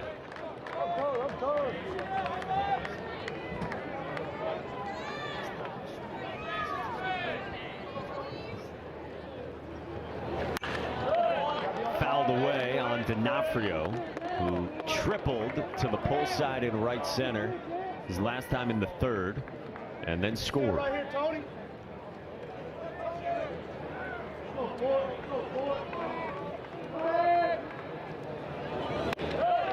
Cutting a miss. That's a big time slider right there. That's the one he's been going to. He's done a great job commanding that breaking ball. Earlier in the year, he was leaving a lot of stuff arm side, up in the zone. When he's at his best, he's drilling the fastball up in the zone, tunneling the breaking ball right off of it. That's an arm side miss, and Stevenson will not test Kozar. Yeah, when you talk about the development and the growth this season for Shane Van Dam, it all is in the context of him being a football player at SUNY Cortland, a quarterback. So Elliot Avon has said during the course of this season, Shane Van Dam is really new, and he's raw as well. 2-2. D'Onofrio strikes out. Good breaking ball from Shane Van Dam for out number 2. It's just a big time pitch right there. And you talk about raw, a guy that hasn't thrown a ton of innings. That's the exciting part. He's already starting to hit his stride. He's already showing huge increase in his stuff. And he's been absolutely huge for NC State. Most baseball games, they're won and decided by your bullpen. And NC State, that's been a big struggle of theirs over the last few years. And you got Van Dam, you got Dude, and they've done a great job picking up the slack for this team, and that's a huge strikeout right there. And games are decided by your stars as well. And Shane Van Dam's got to deal with Vance Honeycutt, who launched a 2-run home run to straightaway center on a breaking ball his last time in the third. Loaded in the fourth, and that just misses with a breaking ball to make it 1-1. This is the tail of the tape on the Honeycutt hammer in the third. My word. You ain't kidding. Yeah, he is just exciting. He hits balls out to right field like a left-handed hitter, has juice to all fields.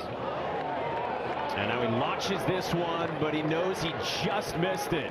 Chase Nixon is under it and hangs on to put it away.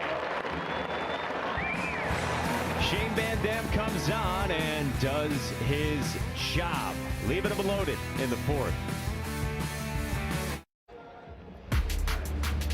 First game of this high-powered rivalry series has lived up to it so far. We go to the bottom of the fourth inning, and NC State's got a 5-4 lead on Carolina, who has hit 3 home runs in this game. The Wolfpack got 3 runs in the last of the third. And both starting pitchers are now out of this game. Shane Van Dam just came on and left the bases loaded, and he can exhale. And on the other side for Carolina, Cam Patchett comes on to replace Dalton Pence, who came on to face 3 batters in the third, used 18 pitches, and now the righty Patchett. Yeah, Cam Patchett's the guy that really just got off to a slow start. You look at the numbers and you go, man, they throw Cam Patchett into this big moment in the game. He has great stuff. He's a guy that's been getting better and better as this year goes on. You're going to see fastball 90-92, slider, changeup, about an even mix of hard to soft, and a guy that's done a great job this year. And a little hitch in the giddy up to start. So before throwing a pitch, it is 1-0 on Josh Hogue.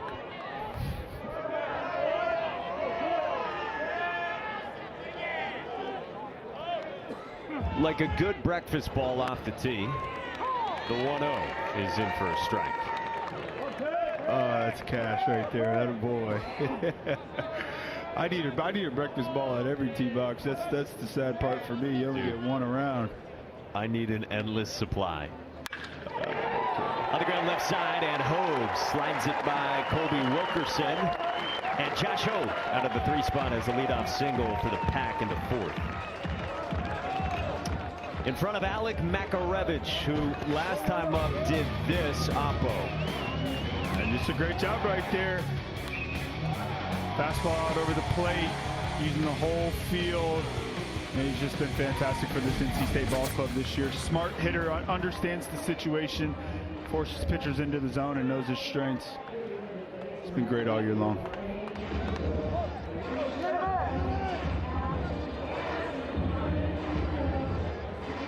Looks like a calm customer readying here. I believe we've got some shoes being tied in the outfield. In fact, we do. Casey Cook can really do whatever he wants. He's got 2 jacks in this game. First pitch, and Makarevich with a mighty cut against the off speed.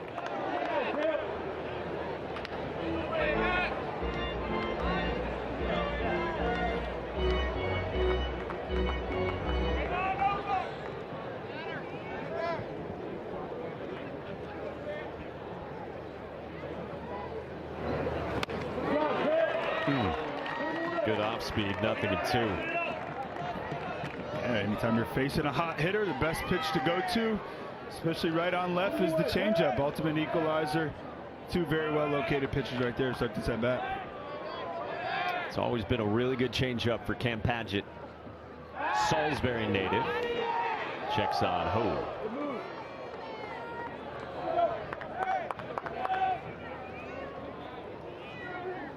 Fastball velo's up this year for Padgett. Got a lot of work last year as a freshman. And the breaking ball and the change you mentioned. Another look at Hogue.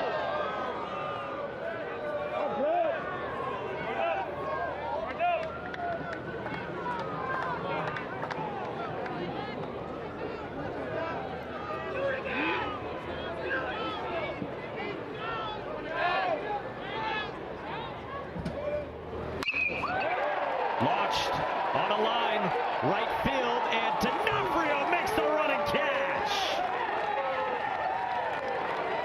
He did it on Tuesday in their midweek game.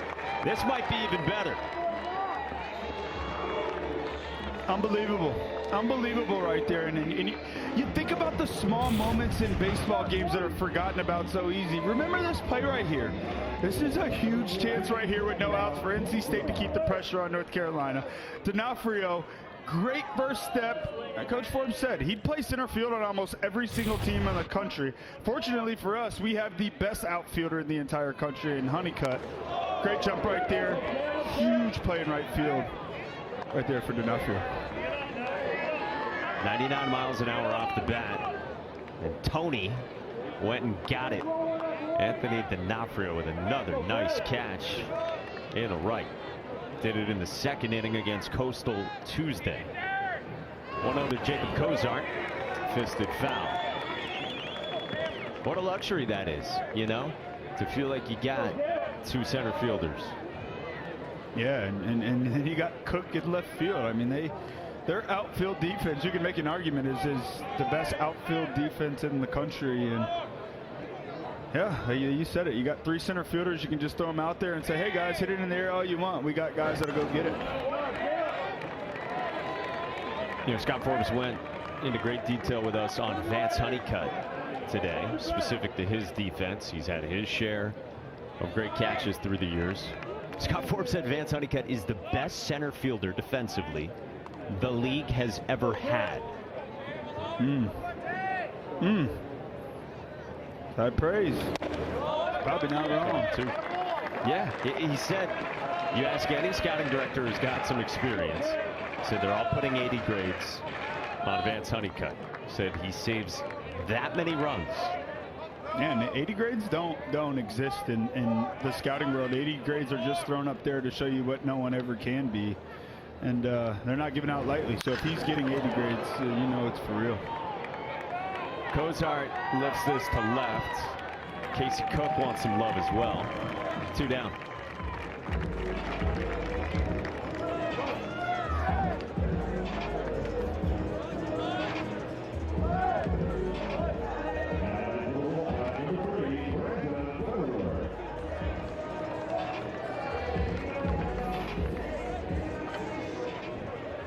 So 2 gone with the man aboard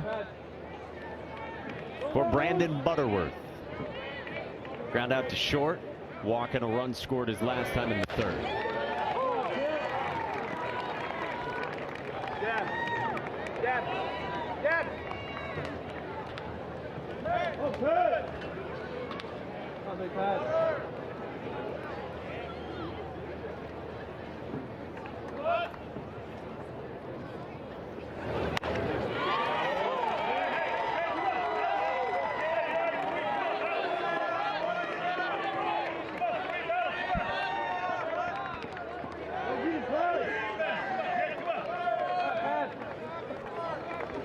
Nothing at 2 for Cam Padgett against Butterworth.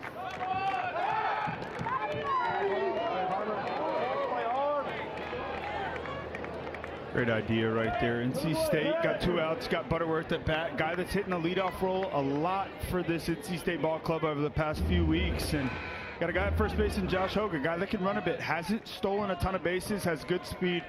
Gotta think it's a good time here to try to get in scoring position with 2 outs. Up the ladder, and it pops out of the mid of Stevenson. Hogue on the move, the throw and a hop. Oh, the pick and the tag.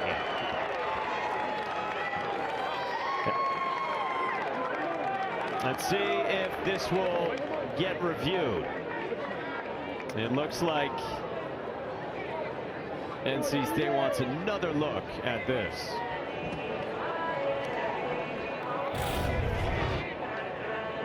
About as close as it gets there at second base. And oh man, that's going to be a tough one. It's a heck of a tag right there by Madera. You'll see a lot of middle infielders. They'll go reach for the ball and then bring the tag back. Madera, nice job. Let the ball travel as far as you can so you catch it, bam, pop it straight down. Well executed tag right there. Nice job by Stevenson. Hopping like a cat to get that, and oof, it's going to be a close one right there. Yeah, it's going to be real close. I agree with you. Hard to tell. And is there enough evidence to overturn? We'll try this angle. Madera's tag. And does Hogue get in there first? Close as you can Maybe get. he did from that angle. Yeah, well, you know, it's close, and you know, I think whether he's safe or out after review, it's the right play there. You got Butterworth at the plate, you got 2 outs, you got the lead. You want to stay aggressive, continue to force pressure on the defense, and yeah, anytime you're making the last out at second base with 2 outs, I think any coach will tell you that they're all right with that. Slow this down for you.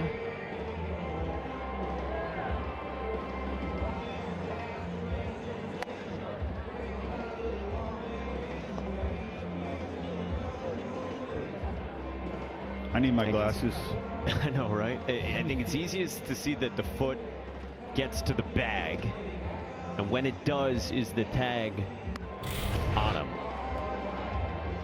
All right, so do we each want to put our money where our mouth is here and make an assessment? Let's go, baby. Let's go. I think they're going to say safe. I'll roll with out then, because I was going to say safe, but out sounds a lot better to me. Are you going to say stands, the call stands, or it's confirmed? I would say it's gonna stand.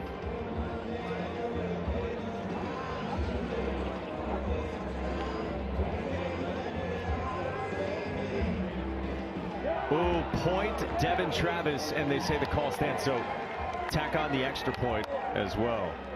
Hogue is out. We are 2 in the 4th. Scott Forbes with us next.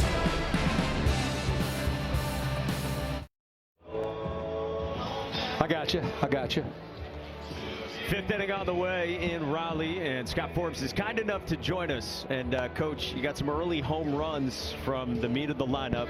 Honeycutt, Cook, what they mean to you guys, what? Oh man, I mean, obviously they've been that way all year. You're watching who I think is the best player in the country in Vance Honeycutt, and we're just lucky he's on our team.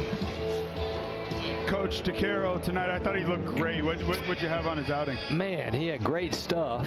You got to give NC State credit, but we have walked too many. You know, I just told our guys, hey, we haven't played very good, and we're still in the ball game. So let's play those 27 outs, keep our eyes forward, and keep playing and being positive.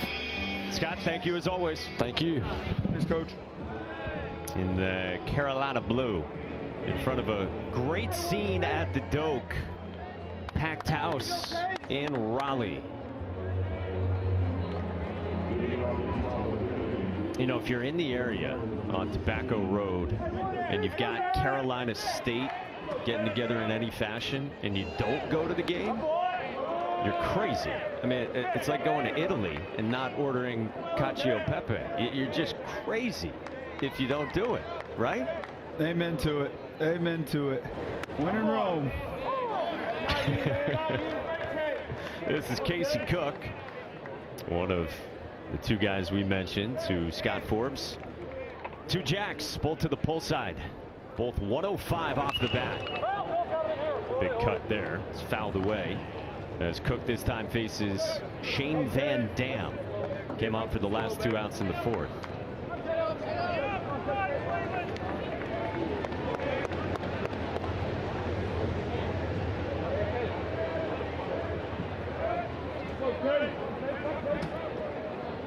Last one, 420 feet for Cook. 2-2. This guy can just really hit, man. He can hit. And early on in the season, he said, I just want to drive in more runs this year. And boy, has he delivered on that one. He's just a guy at the plate that controls the strike zone. Looks like he moves slow. I love his Juan Soto takes. You can tell he looks to win every single pitch. Guys you want on your team. On the ground up the middle and off of Van Dam over to Makarevich, who got it there in time. One away.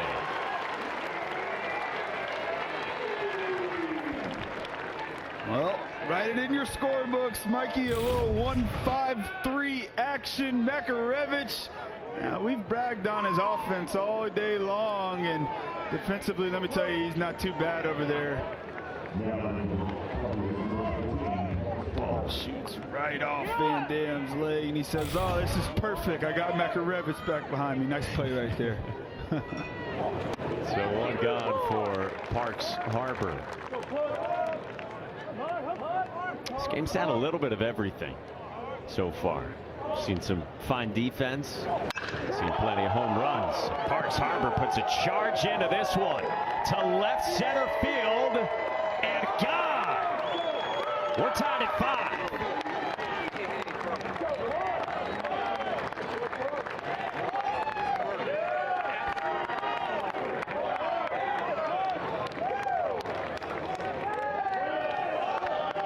Parks Harbor stays hot. Parks Harbor stays hot. Fastball supposed to be away right there. Van Dam misses his spot, throws it right into the honey hole. For Mr. Parks Harbor, and good hitters, they don't miss that pitch. Right on cue, Mikey. You said a little bit of everything, and you said a lot of home runs. Parks Harbor delivers. How about 4 home runs from 2, 3, and 4 in the Heels lineup? Number 13 for Harbor, who went on that home run tear earlier this year with 8 in 5 games. For Scott Forbes. 2-0 to Alberto Osuna. Backup breaking ball didn't miss by much. 3-0. We haven't got to talk about Osuna much, but man, I tell you, I love some old school baseball. Choking up on the bat. I mean, come on, baby. Power hitter. Chokes up from pitch 1. Has a ton of homers. Leads the ACC in doubles. Tied for the lead ACC in doubles. Make sure you kids are watching at home. Choking up still works. Yeah, so here we go. Right to your point, Evan. We get to 2 strikes here. Scott Forbes said this today. He's learned to hit better with 2 strikes. He has taken out some of his lower half, and they've said, look, you can give up the home run. Doubles are fine with 2 strikes. And this time he works the walk. That works too.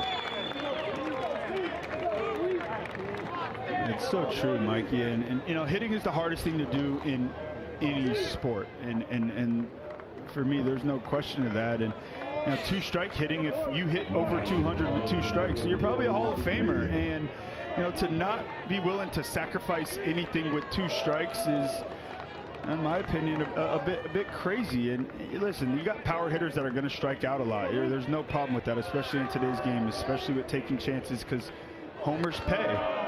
But with 2 strikes, to not give up at least a little bit of something to gain a lot more over the course of a long season, I think is crazy. And I think that's something that's starting to stand out in baseball today. I think the 2-strike approach is slowly working its way back in the game. And Osuna's done it really well. So he's on for Luke Stevenson. Ball and a strike on the Carolina catcher in the 6th spot, who's lined to right and walked.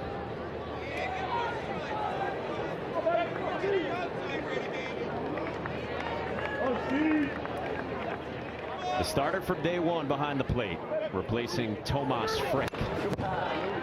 Luke Stevenson. Scott Forbes said to us today, his defense has been talked about a lot. He's had really big hits for us in league play. He said, I think he's going to be a 1st-round pick next year. He's a draft-eligible sophomore. Love it. I love it. Catchers are hard to find, and catchers that can hit are even harder to find.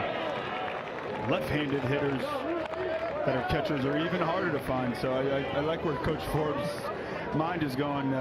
If he's calling for a 1st-round pick already, though, he better enjoy these 2 years he has with him, because he is a special player.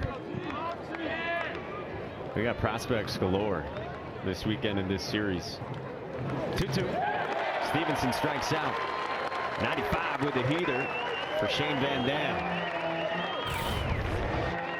Well located pitch right there. Van Dam back to the fastball. We spoke about it last at bat. Missed his spot, paid for it.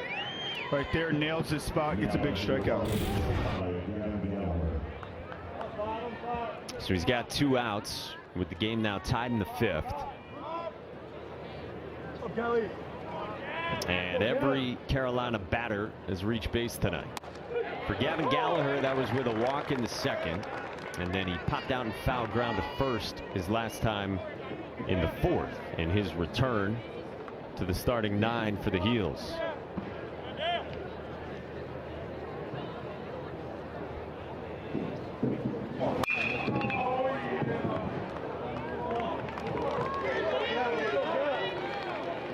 Talked about these freshmen on both sides. And a word that keeps getting brought up is very calm. Gavin Gallagher described as very calm in the box, calm player, grew up because of his father Sean around baseball quite a bit, former Wake player and coach. He's in a pressure-packed weekend series. On the ground up the middle, and Gavin Gallagher rolls it into center for a base hit with 2 outs. Osuna to 2nd, 2 aboard. Yeah, and you speak about calm. It's important to stay calm with 2 strikes. Not try to do too much. Got to put the ball in play. Gallagher, beautiful piece of hitting right there, right back up the box, extending the inning here for North Carolina. Did you arrive with it yourself in Tallahassee, or did it come with time for you? Calmness? Yeah. Yeah, I would not say that I had it. I mean, to be honest, Mike, I think a lot of it is learning how to fake it, to be completely frank. And I think it's the appearance of looking like you belong ends up turning into knowing you belong. And I think it's a rare trait. I think it's why you hear it thrown out so much with these coaches about freshmen, because it's hard to find. And the fact that these guys are able to continue this success here in ACC play, playing against 21, 22, 23-year-olds, it's rare to find. Yeah, because you got so many veterans on the other side. Like this is Alex Badera, 23-year-old. By the way, he's in a 1-ball, 2-strike count here with 2 outs in this 5th. Van Dam left and loaded in the 4th. And now the 1-2. Trying to strain 2 in the 5th.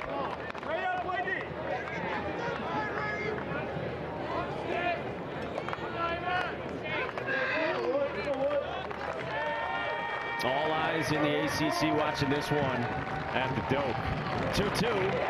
And Dara strikes out.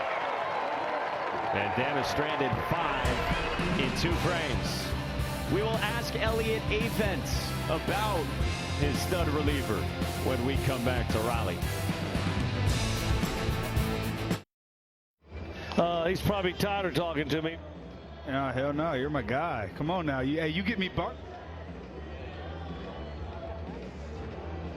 We're already midstream in conversation with the great Elliot Avent in a 5-5 game. Coach, thank you for doing this. We got to ask you first about Shane Van Dam, what he's done getting out of jams the last couple of innings. What has he meant to you guys? He's meant a lot to us, and getting him back was really big. We've been kind of short-staffed, and matter of fact, he got a concussion in the middle of the year when he missed 10 days, and then it takes a while to come back and get him pitching shape. So we're glad to have him back. We were hoping to get a little deeper in the game before we brought him in, but both teams kind of went to their went in the bullpen a little too early. Coach, can you talk to me a little bit about this rivalry and that atmosphere tonight? You could feel it through the screen.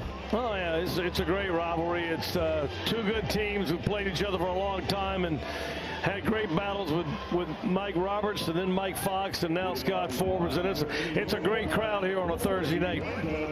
Coach, thank you as always. Hi, Mike. Hey, Devin. See you guys later. Thanks, Coach. We'll see you, Coach. Oh, one of the gems as we start the bottom of the 5th with Brandon Butterworth. I mean, we're just like mid-conversation with him at all times, and there's just always gold. And that's the way it goes with Elliot Avent. Gold, man. You nailed it. You nailed it. He's one of the coaches that when you're on the other side, you look across and you go, man, I would love to play for a coach like that. Butterworth bounces to Alex Madera. Elliot, of course, opening weekend this year went over 1,000 career wins in his time at NC State. And presiding over this Wolfpack team this year that is 20-14, 10-8 in ACC action. Told you out the top, 3rd in the Atlantic behind Clemson and Florida State. And according to D1 Baseball's latest projections yesterday, right now would be a 2 seed in the eyes of those fine folks. Yeah, they're a good club. They're a good club, and they've showed spurts of who they are and how good they can be. They're just looking for a bit more consistency, and I think that last weekend that win at Clemson is something that they're looking to springboard off of, and they're playing good baseball here tonight and in a big rivalry game in a series that's going to go back and forth the entire series. And he said it, right, that starting pitchers didn't go as deep as you might have expected. And what a boost it is to have Shane Van Dam healthy for this NC State staff. Yep, that bullpen's really, they're coming along big. And, we keep talking about it. Games are decided by the bullpen. And most wins happen in innings 6 through 9. Your starter, his job is just to give his team a chance to win. And then you got guys like Shane Van Dam coming in, and Win Scott and Derek Smith, who's stepped up in a huge way. Two saves last weekend against Clemson.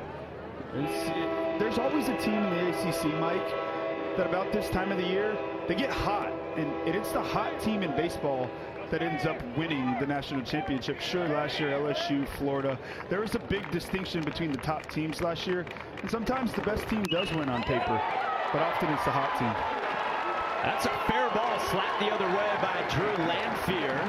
And as it gets ensnared near the tarp, Lanfear's got a stand-up double with one out here in the 5th.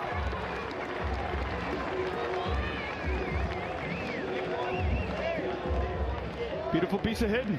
Sometimes it doesn't matter what the gun says. 110 off the bat, don't need it. Little fish job, shoots it the other way. Drew Lanphier, second base. Once again, it's like every inning. Both of these teams have runners in scoring position. Both teams have left a lot of men on base tonight. That's what the game's going to come down to. Who can get the big hit when it counts most? Well, here's Chase Nixon.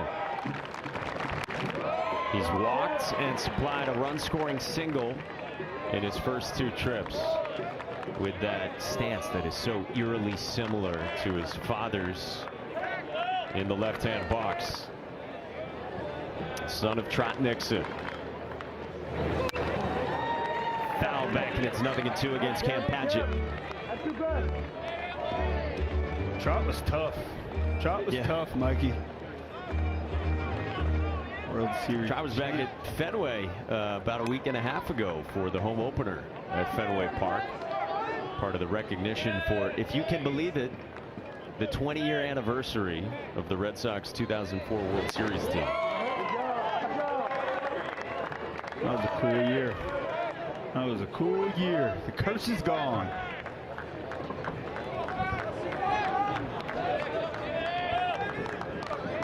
Trot, a Wilmington native, dozen years in the bigs, and now his 2 sons in this state lineup. Chopper rolled foul by Chase.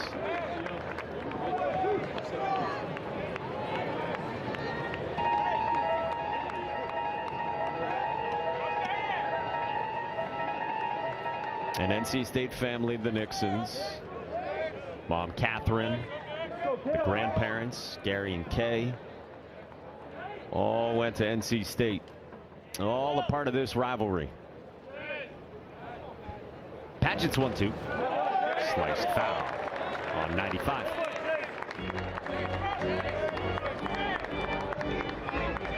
You know, we were getting into such rivalry talk earlier today. You asked Elliot Avent as well about the atmosphere. How about the line Scott Forbes had with us on the color of Carolina blue? Said everyone wants to wear Air Jordans, but they're not really Air Jordans unless they're Carolina blue.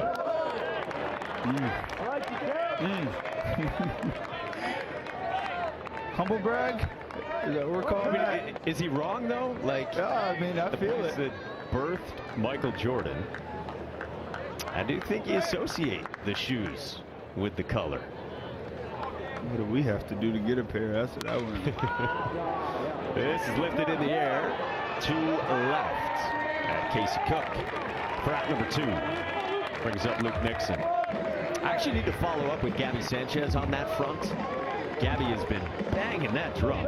Probably just wearing out Scott Forbes more than Avent's Army could do tonight. Beyond third base in the coach's box. Oh, there they are. Gabby has been just hammering Carolina staff. I need to join that bandwagon. I'm with them. Luke Nixon, first pitch swinging, ropes one to right, and D'Onofrio makes another jumping catch. Inning over. Struck well by Luke Nixon, but the pack comes up empty. Go to the 6th in a 5-5 game at the Doak.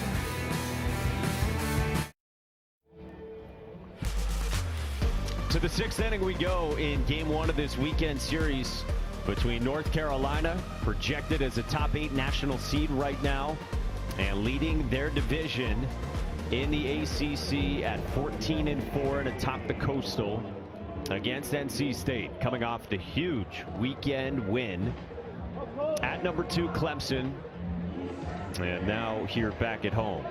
Alongside Devin Travis, I'm Mike Monaco, our entire crew behind the scenes. 9-1-2 for the Heels, starting with Colby Wilkerson, and he trickles one toward Luke Nixon. One pitch, one out for Shane Van Dam. Well, we saw Anthony D'Onofrio just end the inning. He's had a couple nice plays in right field. Yeah, he's been great out there, and a center fielder in right field is always a coach's dream. You see Luke Nixon here hits this ball right on the screws. This is an RBI and a lead for NC State. Defense, pitching and defense win championships, and UNC pitches well and they play good defense, and now they're starting to hit a lot of home runs, and they have a bunch of different ways where they manufacture runs. And it's a scary ball club, and North Carolina, they're getting back to their old ways. College World Series in 2022. They've hosted a regional 3 of the last 5 years, and they look like they're on pace for it again. D'Onofrio grounds out to Luke Nixon. Got it over there in time against the speedy leadoff man. And Shane Van Dam, in a matchup of former SUNY Cortland products, has 2 down. And it looks like Scott Forbes wants to challenge this.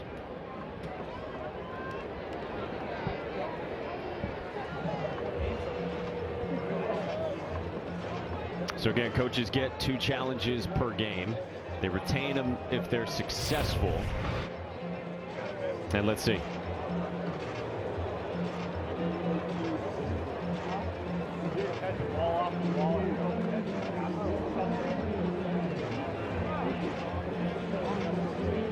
Safe.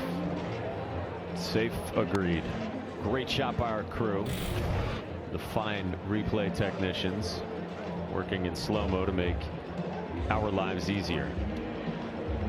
So D'Onofrio's speed, in addition to that defense, making an impact again, like that Tripoli out as well in the 3rd. Yeah, coach talked about it. He said he's a burner. And looking back at that play, I don't know if there's anything else I would tell Luke Nixon to do with that ball. Does a nice job ranging to his backhand side, gets rid of it quickly.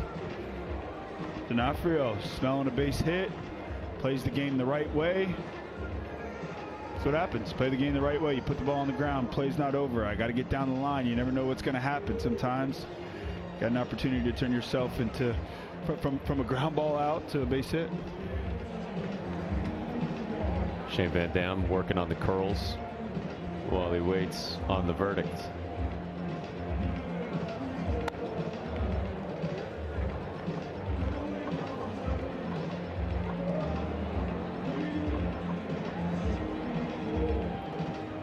You like the replay, Mikey? I do. I always want to get it right. And I don't get super bent out of shape about the length of the process either. Because, look, you want to get it right, there is a little bit of a price to be paid. Yeah, amen to it. What say you? Yeah, I'm right with you. I'm right with you. Let's get it right. Umpires have a very tough job. I am so happy that it is not my job. Yeah. Let's just get it right, and hey, no hard feelings. Everybody wants to get the call right and move on and get the game going. We are both on record as thinking safe. Devin Travis beat me earlier in the guesswork on the first challenge used by Elliot Avent. I just figured if I go with you from here on out, the worst I can do is win by 1, so I'm good. This is how we get groupthink, people. This is what happens in society. Clubhouse banter, you know? Yeah, of course. All right, here we go.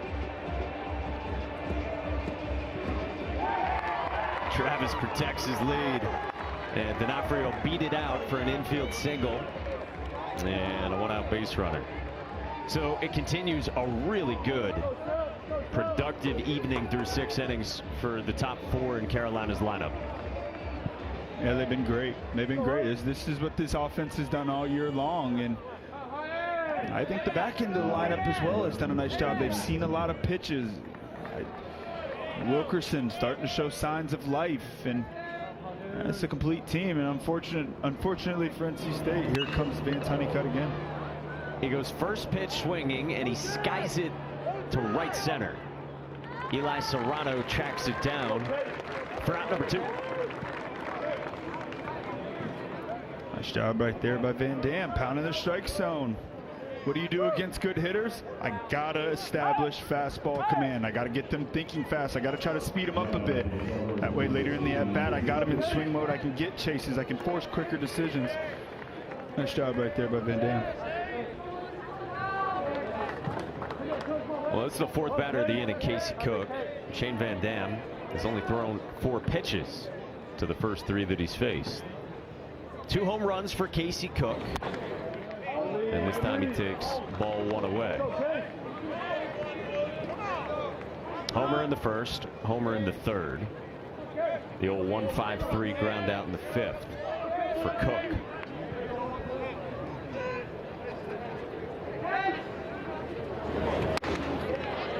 There's a strike from Van Dam. Yeah, Elliot Avent was talking with us about the concussion for Van Dam and how it's a big boost to have him back and have him healthy. And that all comes into context with the issues health-wise the Pack has had when it comes to pitching. 2-1. This pops away from Jacob Kozart, and D'Onofrio is in scoring position in a tie game in the 6th. Getting into scoring position with 2 outs, huge. And in this situation right here, you got Casey Cook at the plate. It's right on left. Think to yourself, he's hot. He's got 2 homers tonight. We got a base open. Got to make my best pitch. Got Parks Harbor on deck. But you got to take your chances here. You got to make your best pitch. If you walk them, you walk them. Hitters count. Cannot lose the game in this situation. Heater away. Prompted the swing and miss. And it's 2-2.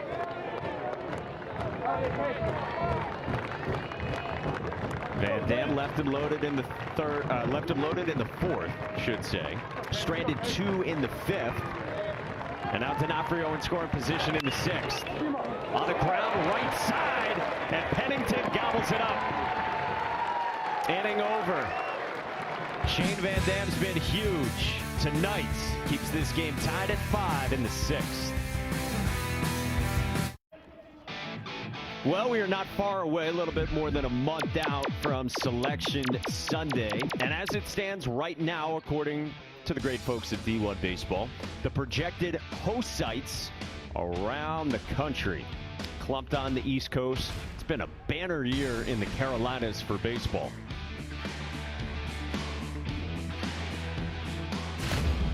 So you saw in there that Carolina pegged at number 7 overall. The RPI is at 6 for Scott Forbes' team, and they're in great shape here on April 18th. Yeah, they are. They are 14-4 in the ACC. They won just 14 games in the ACC a year ago, so they got to like where they're at right now. I love Coach Forbes' mindset. He says, hey, man, we want every game. We want every single game. Every game we lose, I'm upset. And sure, it's great to look at our record and go, man, we're in a good spot. But he understands how important it is to continue to build and build as years go on. And you don't want to be the hot team early. You want to be the hot team late. And I think when you got a mindset like that, that's how it happens. Luke Stevenson takes the brunt of that and waves off any assistance or delay tactics on the foul from Eli Serrano. Yeah, for Carolina, we mentioned they've only dropped 2 ACC series this year. And remember, at the end of March, they went to Wake. They swept the Deacs, like you said earlier. And they still have number 23 Virginia Tech left. They also have number 7 Duke remaining. Eli Serrano strokes this one in the air to shallow center, and Vance Honeycutt's there for the first down.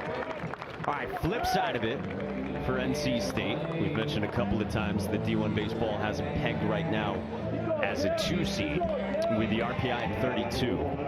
But again, like you said earlier, Devin, there's so many opportunities in front of the Wolfpack, and Elliot Avent's team can really go on a run here should they get hot. Yeah, no doubt. You see the strength of schedule at 15, 11-3 versus RPI top 50, and keep talking about their remaining schedule, an absolute gauntlet. And they seem to play their best baseball against the best competition. So I think NC State's in a good spot. That bullpens continue to get better and better. Coach Avent always figures out a way. That's what he does. He's a proven winner. And NC State, I think they like where they're at right now because I don't believe they think that they played their best ball. It's a team that got swept at Georgia Tech second weekend of the season in ACC action. Bounced back, took 2 of 3 at home against Duke. Swept Notre Dame. Got swept at Louisville.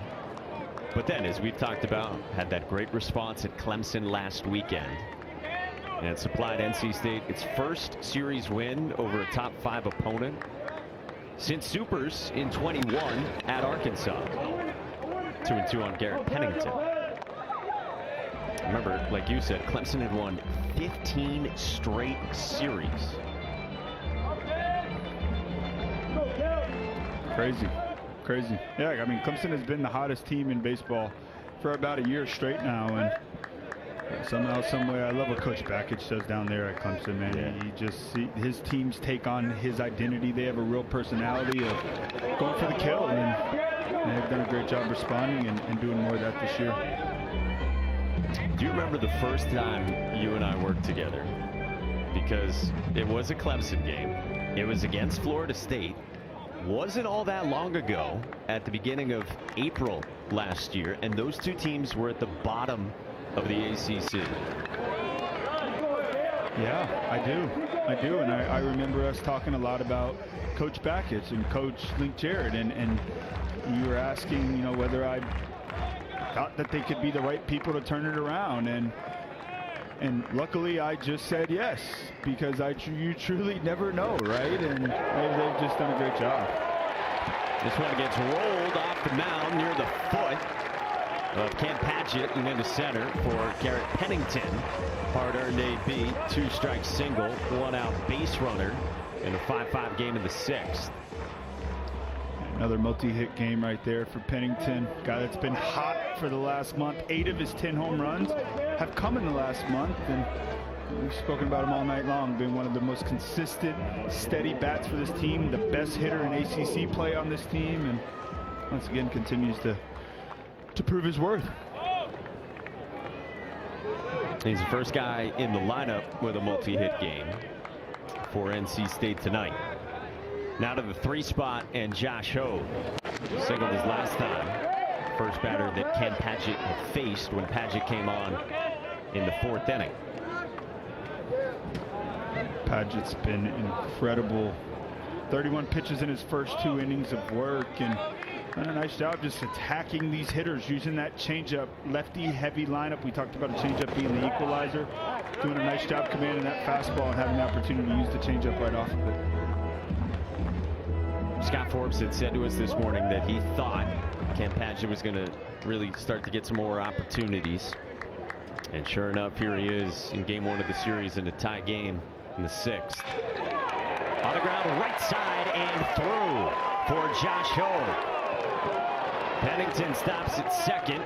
Back-to-back singles for NC State. And there's 2 on in the 6th. Josh Ho has been swinging a nice bat. First game in that 3-hole for NC State. They've done a lot of lineup adjusting. Does a nice job staying on that changeup, driving it through the hole. And we talked about Luke Stevenson a couple innings ago about going first to third on a base hit. And that run didn't end up scoring right there. You got to remember that right there as well. Had an opportunity to go first to third there. Pennington, not really a true burner. It's the little things inside baseball games that truly end up being the difference in the end.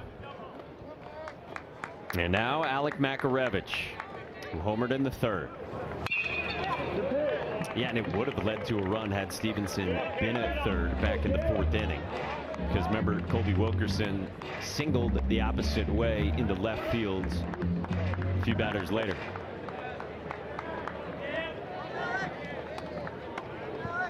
What can NC State do with this opportunity in the 6th?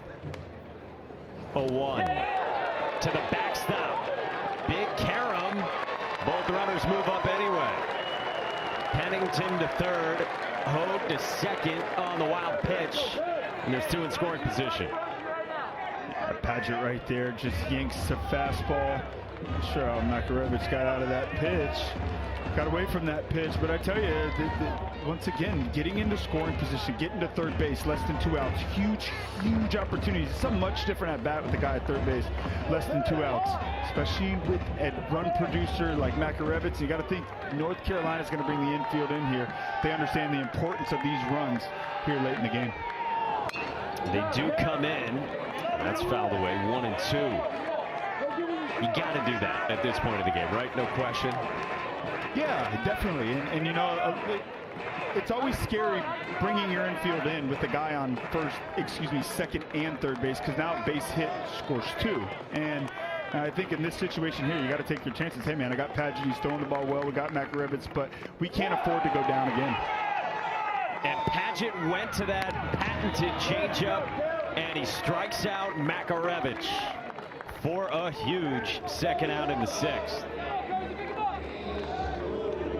That's fantastic right there by Padgett. Tough situation, takes a deep breath, trusts his catcher, and Luke Stevenson knows he's a wall back behind the plate.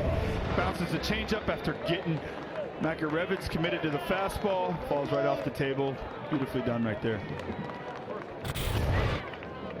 So the infield can back up with 2 outs. And now Luke Stevenson strolls out with Jacob Cozart looming. Left-hand hitting catcher has got a 2-run single and a walk already in this game. And there is left-handed action out in the Carolina pen at a quickened pace.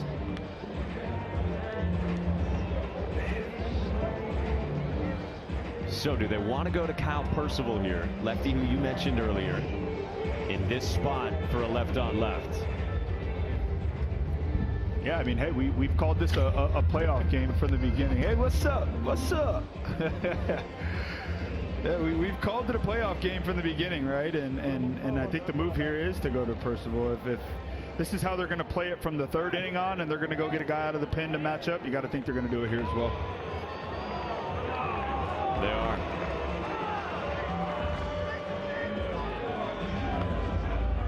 So Scott Forbes wants the left-on-left. He wants Kyle Percival to go up against the NC State superstar, possible first-round pick and preseason All-American Jacob Cozart. And a 5-5 game between rivals in the 6th inning with 2 on and 2 outs.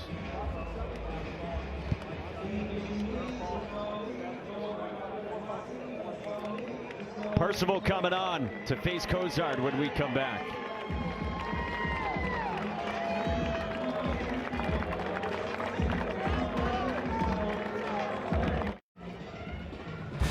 Sunday right here on ACC Network and the ESPN app. The ACC Women's Lacrosse Championship first round begins with coverage starting at noon Eastern. Great crowd on hand in Raleigh on this Thursday night. The only game in the ACC today. It's been a good one. Carolina and State are tied in the 6th inning. And Scott Forbes does go to the bullpen for his sophomore. Kyle Percival, the 6'5" lefty, will get the left-on-left matchup against Jacob Cozart. Yeah, it's the right move here. Jacob Cozart just 6 for 39 this year against left-handed pitching. And in a huge situation like this, why not? I'm not getting beat with the right-hander on the mound. I got to go to my guy, Kyle Percival. Tall lefty with the quick arm. He likes to use that fastball up in the zone. He's got a short, tight slider. Also mixing a also mixing a curveball. It's got big break, and he's been great out of the pen. He's on a nice little scoreless streak right here, and they're calling on him to find a way to get through this inning. Leave NC State at bay. The Lancaster, South Carolina native, who you saw the numbers, been very effective this year. The 1.50 ERA in 18 innings, and goes left on left against Jacob Cozart. First pitch swinging in the air to right field toward the corner, and that ball is gone. Jacob Cozart.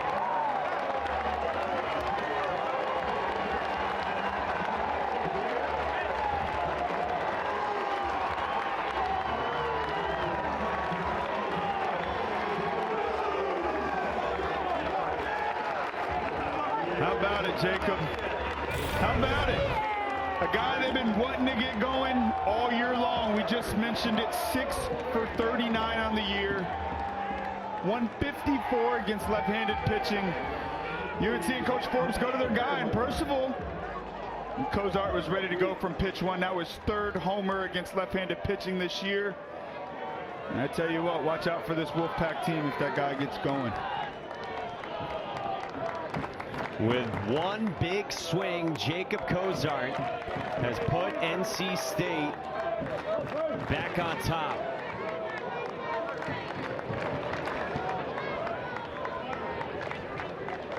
It's an 8-5 lead here in the 6th.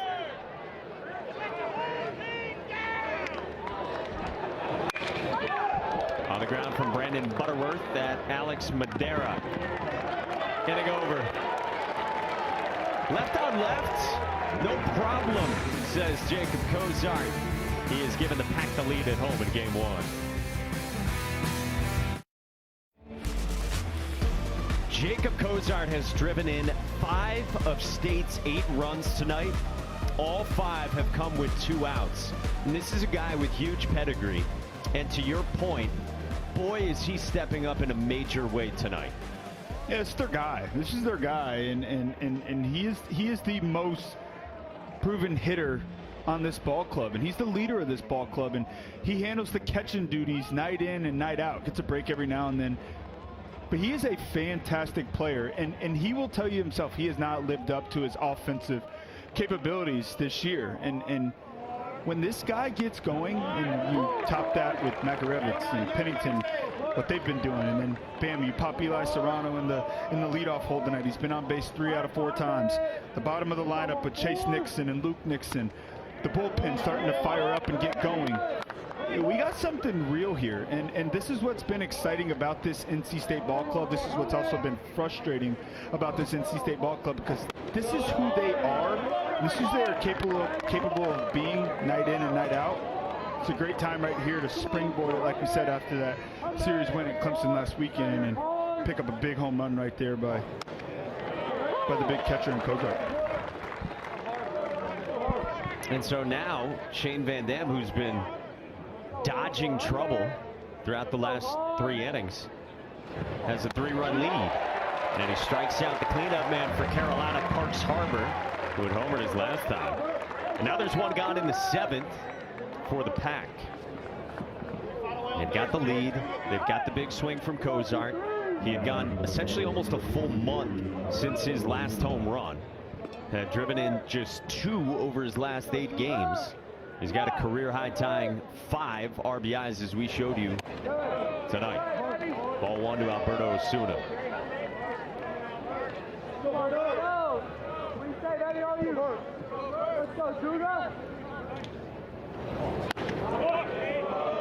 Breaking ball misses, 2-0. Van Dam's been excellent tonight. A lot of his last outings have been very extended appearances, and it's had me wondering, did they make this guy a starter? Were they trying to stretch him out to one day, maybe toward the end of the year, say, hey, I'm sick of using him when situations are scary in the middle of the game. Why not just throw him out there from pitch 1? This is blasted by Osuna to the wall and gone. Alberto Osuna's got Carolina's 5th home run tonight, and he makes it a 2-run ball game in the 7th.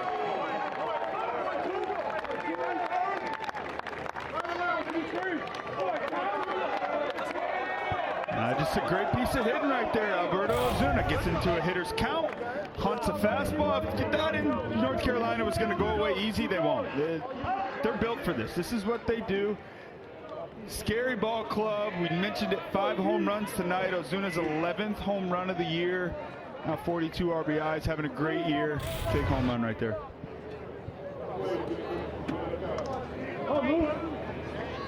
About 107 off the bat.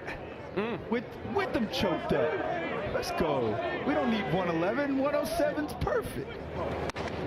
Blink and you'll miss a home run in this ball game. 5 home runs, 6 runs for North Carolina.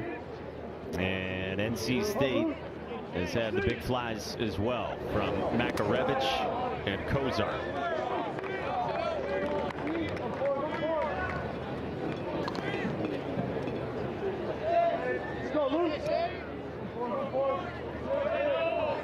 So base is empty, 1 out here in the 7th for Luke Stevenson. And he hits this one well, sharply, but right at Eli Serrano for out number 2. Yeah, what a game. What a game. Luke Stevenson hit 2 balls right on the screws tonight, headed back to the dugout with no hits. Hey, damn, doing a nice job. Great response right there. Got to have an inning here. Got to get back in that dugout with the lead. And he's doing a great job continuing to attack hitters, trusting his defense. It's North Carolina ball club. They can really, really hit. He understands he's not going to go shut out every time he goes out there. Great job continuing to attack. Gavin Gallagher has walked and singled, been aboard twice, sandwiched around a pop out and foul ground to first in the 4th. Bouncing ball gently left side, and Makarevich on the charge, and the throw got by Pennington. Gallagher takes off for second, and in a 2-run game, he's in scoring position here with 2 outs in the 7th. Yeah, a little excuse me swing right there from Gallagher, and Makarevich, I thought he did a great job right there, attacking that ball, did everything right, and we're at first base over there. Pennington will tell you, I gotta catch that ball. I got to. That's not that bad. Looks like he stretched just a tick too early. UNC doing more of what they do, putting the ball in play, forcing pressure on the defense. Guy in scoring position, 2 outs. It's an infield single and a Makarevich error that places Gallagher aboard. Brings the tying run to the plate in Alex Madera. Madera 1 for 3, singled up the middle in the 4th.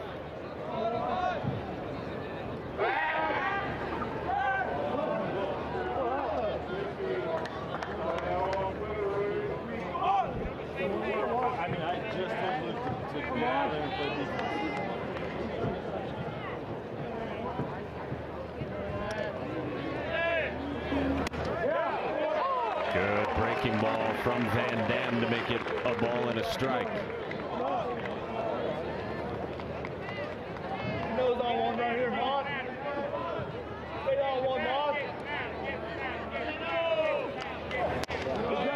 Outside at 93, 2-1 on the veteran second baseman.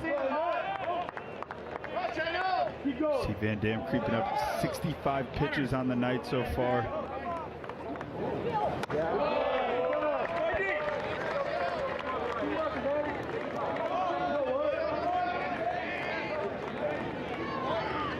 He went 65 2 weekends ago at Louisville. That was in those 5 shutout innings you mentioned. He went 68 on opening day. This is 67, and it's a strike to run it full on Madera.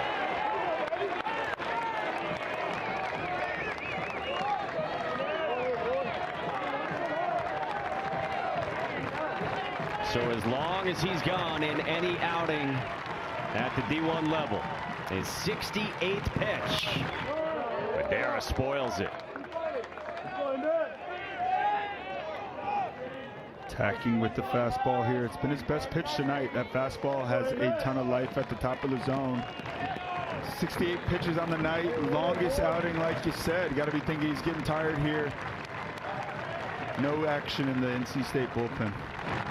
8th pitch. Madera stays on it, and he lines it over short in the left center. Gallagher to the plate. The throw's not in time, and it's a 1-run ball game.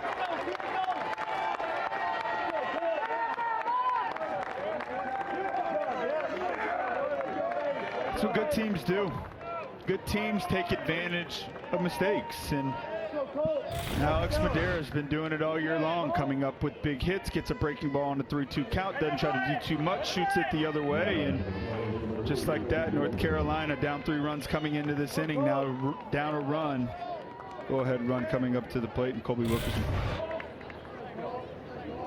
Senior shortstop takes up high, ball 1 from Van Dam. So stretched out to the max at 70 pitches.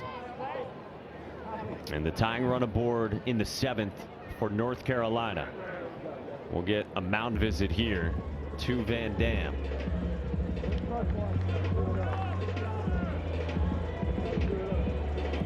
Sixth-year pitching coach Clint Chrysler with a visit to Van Dam. It's a great mound visit right here. Settle the young man down. Stretched out to 70 pitches. Know he needs a little breather. And really, that's the point of mound visits half the time, right? There's no magic sauce that a coach has when they run out to the mound to fix a mechanic or fix a pitch grip that he may be doing. It's, hey man, I'm out here to give you a breather. You're throwing the ball great. I think that you looked awesome all night long. Hey, don't worry about it. Continue to attack that zone. We got you here. And I think for NC State, they're in a good position right now if Van Dam can find a way to get out of this inning. They got Wynn Scott in the bullpen, the lefty, that's been great. They got Derek Smith in the back end, that's been awesome. They had Duden, who's thrown the ball fantastic for the last month or so.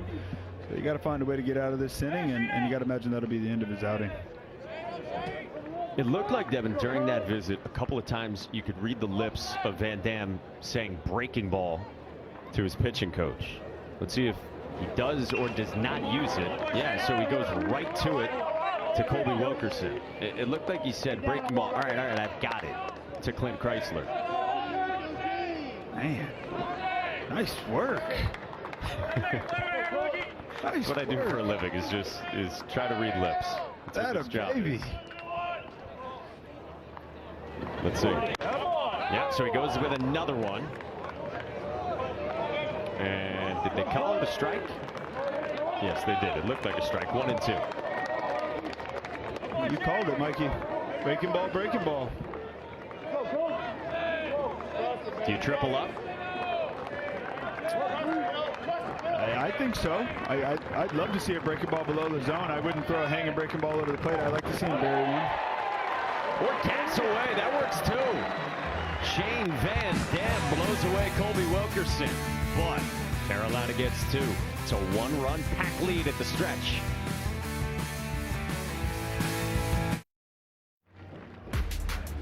The ACC's Committee for Racial and Social Justice, in conjunction with its member institutions, have identified April 13th through 21st as ACC Unity Week. Well, we come out of the stretch in Raleigh, North Carolina, to the bottom of the 7th, and Connor Bovair takes over. The senior right-hander has pitched in a variety of roles in his time in Chapel Hill. And he comes on with NC State up a run. Yeah, he's a guy who's relied on heavily last year out of the pen and as a starter. He has the most innings pitched returning of this entire North Carolina club. And he's a guy with really good stuff. You'll see a sinking fastball, slider, breaking ball. And I've been wondering if they were going to go back to him at some point. I think he's got really, really big time stuff. He struggled a little bit in limited outings in ACC play, but this is another guy in the back end of that pen that can really step up and provide some big innings for this club. Scott Forbes has had to pull out a bunch of arms from that bullpen. After his Game 1 starter, Jason DeCaro, had his shortest start of the season at 2 1/3. Bovair drops in a changeup to start out to Drew Lanphier to begin the 7th. Lanphier doubled the opposite way toward the tarp his last time. He's promptly behind 0-2.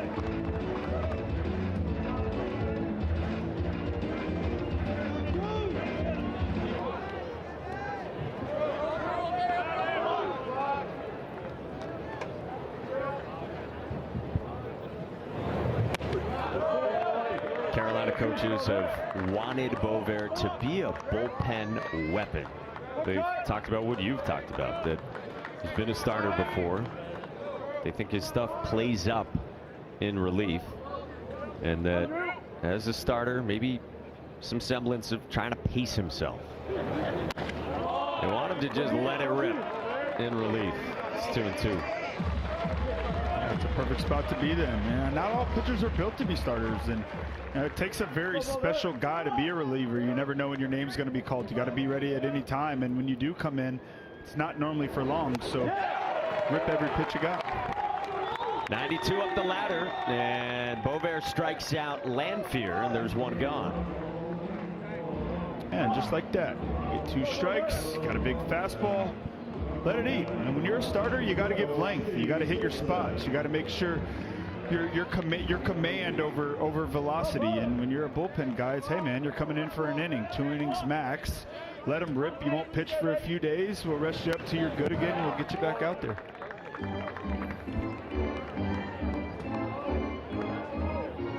Dealing with 7, 8, and 9.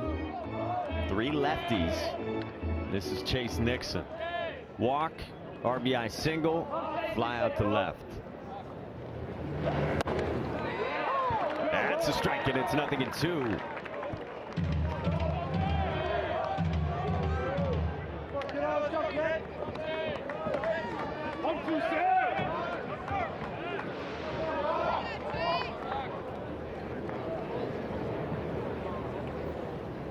Two.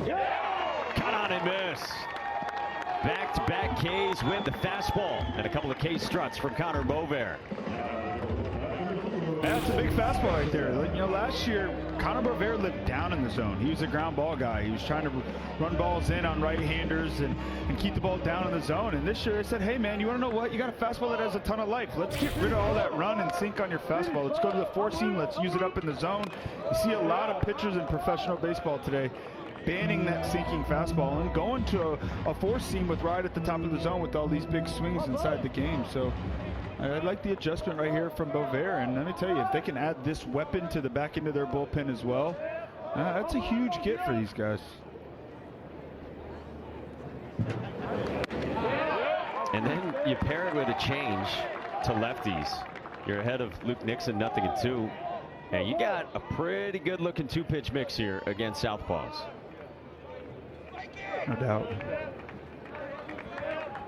Looking for a clean inning of Pack.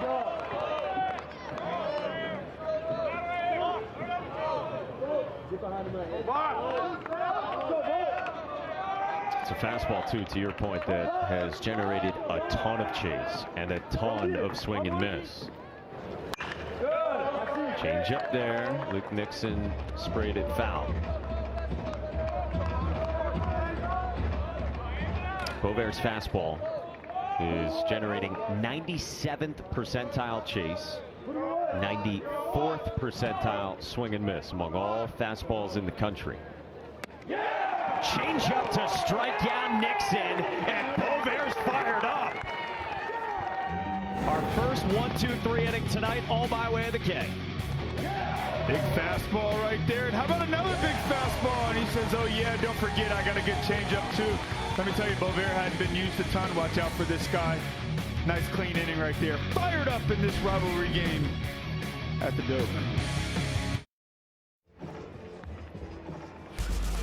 Guys had a big sophomore season. The right-handed reliever from White Bear Lake, Minnesota, Derek Smith, comes on for the 8th inning, trying to protect a one-run Wolfpack lead on the heels.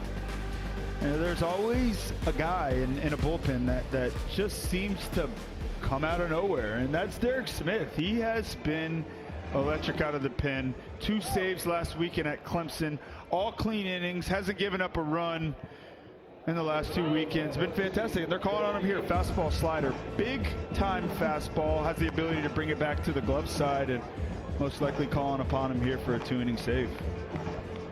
He follows Shane Van Dam, who went 3 2/3 in what we should say is his second longest outing of the season by pitch total. He was very effective, Devin. Yeah, he's fantastic. I mean, to bridge the game there after Highfield only goes 3 innings in a third, come in a tough situation, keep a very hot North Carolina offense. That's a 2 runs. That's fantastic. He looked great tonight and shows why NC State's so excited about this guy. Top of the lineup for Derek Smith with an arm side miss to the leadoff man for Carolina, Anthony D'Onofrio. 2 nice catches in right field. 2 hits, triple in the 3rd, infield single in the 6th. Another arm side miss with a fastball, 2-0 from Smith. We talked about him throwing the ball really well, coming out of the bullpen. Got to think he's juiced up to be in this rivalry. Coming in here in the 8th inning, a little overexcited. Got to settle down and find his zone. So he relocates with 94. For strike 1 to D'Onofrio. Lid lifter of this weekend series between the Wolfpack and the Tar Heels.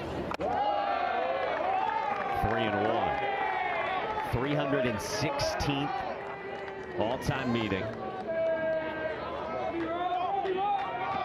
And an important game for both teams.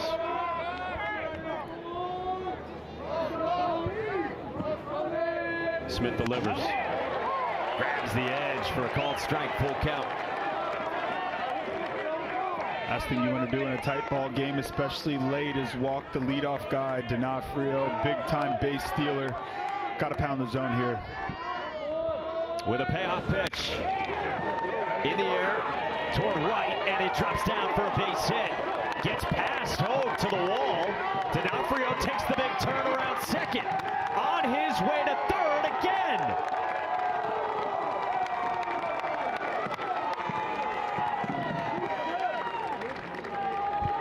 Wow.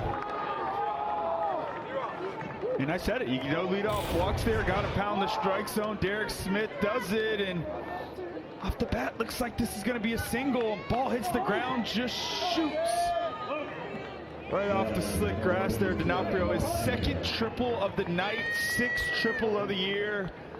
You said it, North Carolina, they don't go away easy, and D'Onofrio's having one heck of a game tonight, his third base hit. So Hogue couldn't keep it in front, and now Vance Honeycutt takes a backup breaking ball that misses. And one note real quick on Hogue. They knew he had power, they knew he had speed, they wanted to see further defensive development early on in the season. D'Onofrio ends up at third. And now it's 2-0 after the two-base error on Hogue to Honeycutt.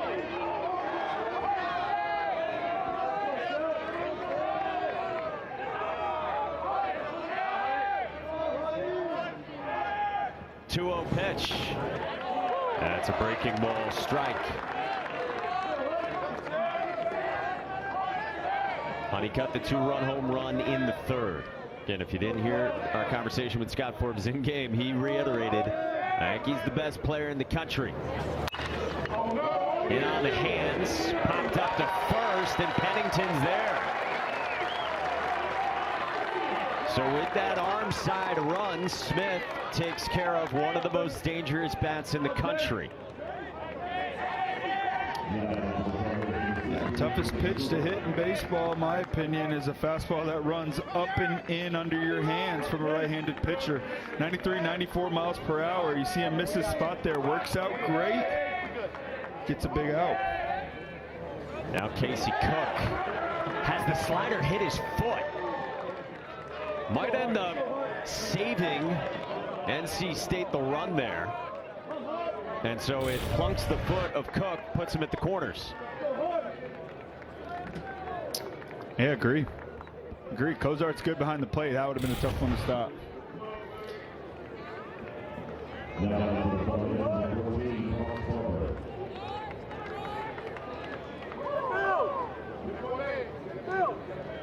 So, can Derek Smith stabilize here? It's a one-run Wolfpack lead, 8th inning. Runners at the corners. Got double play possibility as well with Carolina's cleanup man, Parks Harbor. 1 for 4 with a home run. He tagged at 109 off the bat in the 5th. First pitch. Harbor first pitch swinging. In the air to right. Hogue's got room. He makes the catch. D'Onofrio can easily score, and this game is tied at 8. Beautiful piece of hitting right there by Parks Harbor. Continues to be a run-producing machine. Got a guy with the big fastball that really runs underneath righty's hands. Looks for something up in the zone there. Gets a breaking ball, the best pitch to hit in the air. Does a beautiful job staying through that pitch. Driving in a run. Tie ball game, top of the 8th, just like that. North Carolina's back in this thing.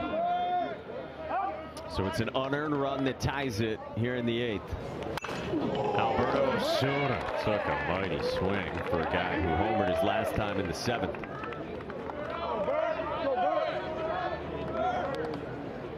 Osuna enjoying the best season of his career. Came in with the OPS at 1125. Osuna turns on this to left, and a sliding catch for Chase Nixon. Inning over, but Carolina ties it. It's 8-8 in the 8th in Raleigh. for Bojangles' big bow moments of tonight's game. We've had 7 home runs. It all started with Casey Cook in the first inning. Vance Honeycutt drilled one to straightaway center. Cook doubled his money in the third. NC State got involved with Alec Makarevich. Parks Harbor went deep. Jacob Cozart had a 3-run slam. And Alberto Osuna in the 7th with a shot of his own. That is all the damage with the long ball in this one. 7 home runs, 16 runs in total. And Devin Travis, we hit the bottom of the 8th, deadlocked at 8. Yeah, we've been talking about it all night. Most ball games are decided by the bullpen.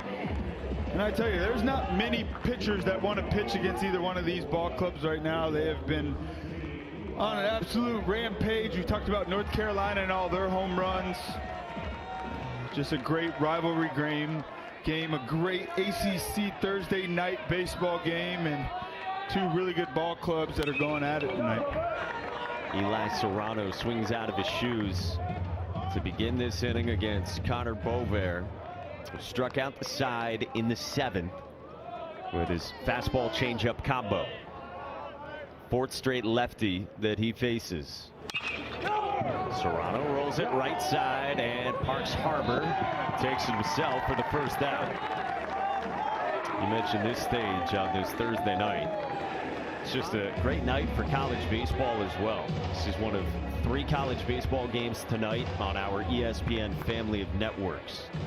Over in the SEC, Jack Caglione in Florida, we're in action at Vanderbilt. We got this game here. And number 1 Texas A&M and Alabama as well. Connor Bover does his job. Retires all 4 that he faces.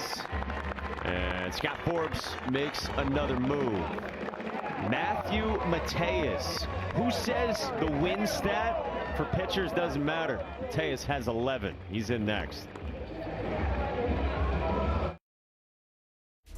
As good a year as the ACC has had in baseball, and as good a conference as you will find in all of college baseball. And it looks like this right now in the middle of April, with NC State 3rd in the Atlantic, Carolina leading the Coastal.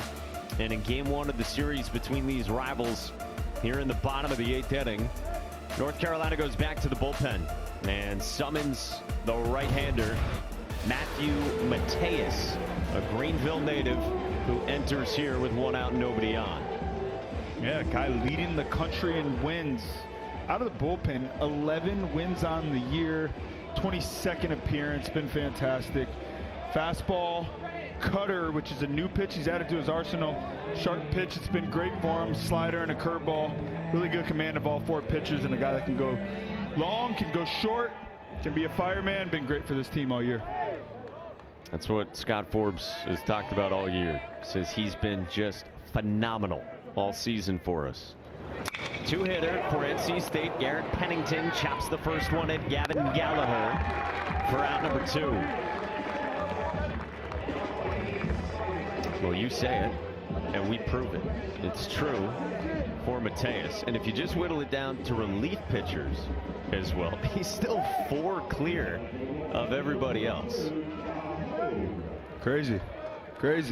And it's not like when you're getting wins out of the bullpen, you're not coming in the game with large leads. You're oftentimes coming in the game in tight ball games, and you got to find a way to keep it close, and the offense has to find a way to push some runs across while you're in. So impressive stuff. I don't know if I've ever seen 11 wins from a reliever in an entire year.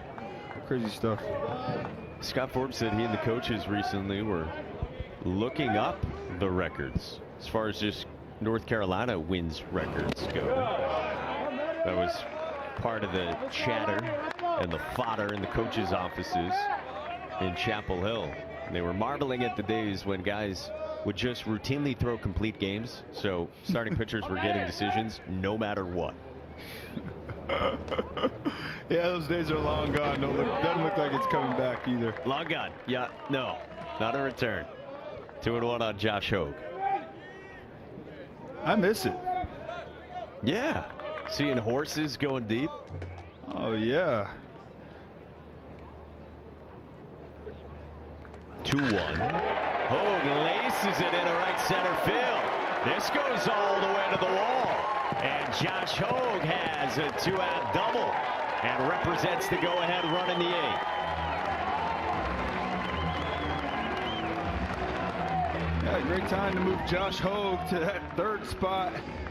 Proven well worthy of it. 3rd hit of the night. It's about as hard as you can hit a baseball right there. Fastball, middle, ready to go. Doesn't miss it. 2-out hitting wins ball games, and NC State trying to find a way to get a little rally going here and push one across headed into the 9th. Well, it brings up Alec Makarevich, NC State's best bat this season. 1 for 4 with a home run back in the 3rd. Mateus is first. On the ground, right side, and gobbled up by Madeira. Inning over. NC State leaves Hogue at 2nd. We go to the 9th.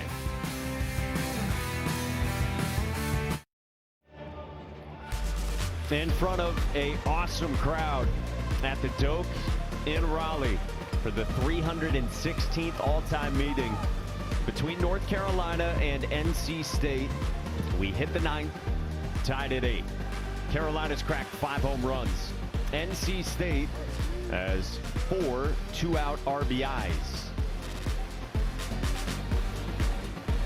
It's been a game. It's been a game. Right? This is what you want in college baseball. This is what you want to see in a big rivalry game, is 2 teams just going at it back and forth. As soon as one team grabs the momentum, it looks like the other side rips it back, and this is going to be one heck of a finish here.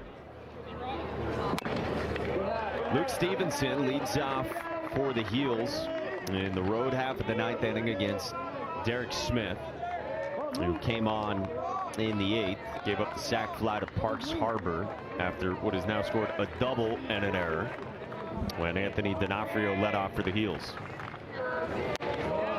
Away 1-1 to Stevenson. He's lined to right, walked, struck out, and lined to center. Freshman who's been a very good bat this season. In the air, didn't get it. Popped up behind 2nd. And there is one away to Butterworth. The nation's top lacrosse team highlights our featured men's game of the week. Jake Taylor leads #1 Notre Dame against North Carolina, looking to lock up its first conference win. Saturday, 11:30 a.m. Eastern, right here on ACCN and the ESPN app. So 1 gone for Derek Smith, and he now faces Gavin Gallagher. He's been aboard 3 times with a walk and 2 singles.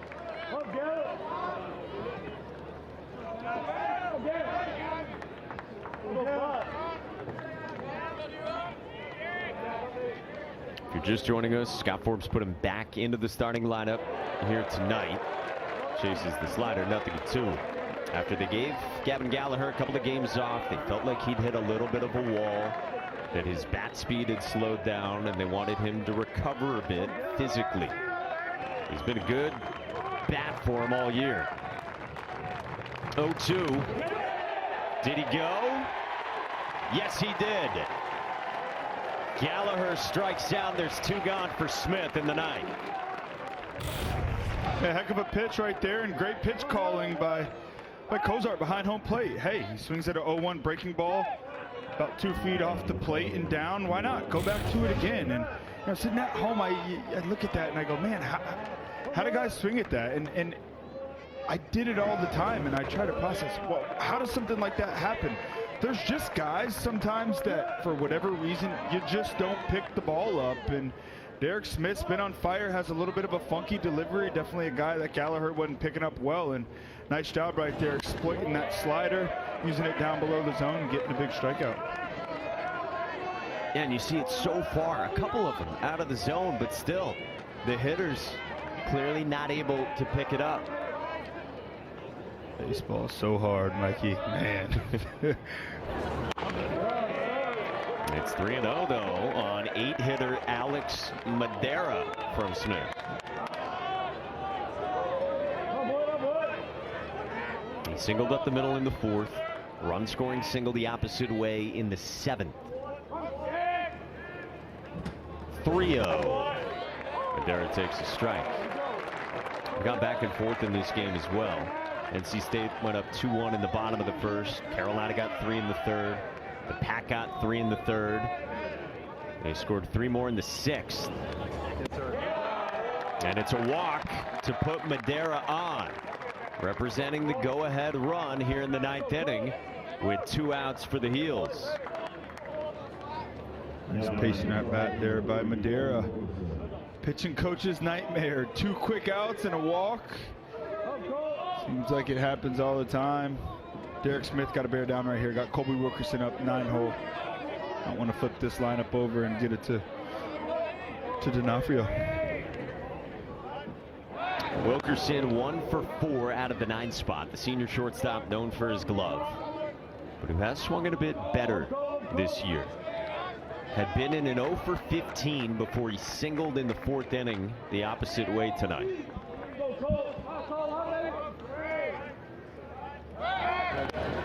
Scott Forbes said to us this morning, yeah, Wilkerson has struggled in the last maybe 30, 40 at-bats. But I know he also has a low pulse. And here he is in a tie game of a rivalry showdown in the 9th inning. Sliced foul, 0-1. Great spot right here for him to really build some momentum headed to the back end of this season. And like I said, I think he's a guy that's very important to this ball club. That 9-hole hitter is an extension of the top of your order. Big swing and a miss, 0-2.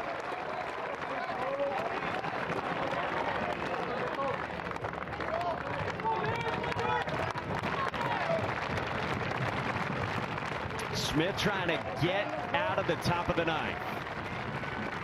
0-2. Backdoor and it missed. 1-2.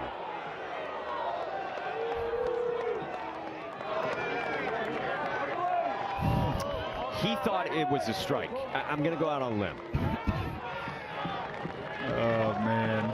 Probably from the third base dugout, too. He had a good view of that one. With a man aboard, the 1-2. And Wilkerson spoils it to stay alive on a breaking ball.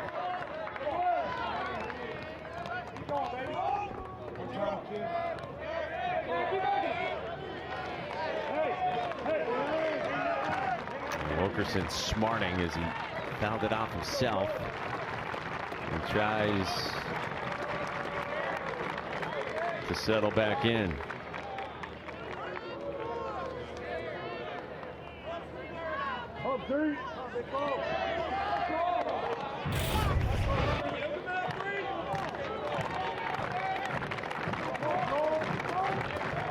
Yeah, that hurts.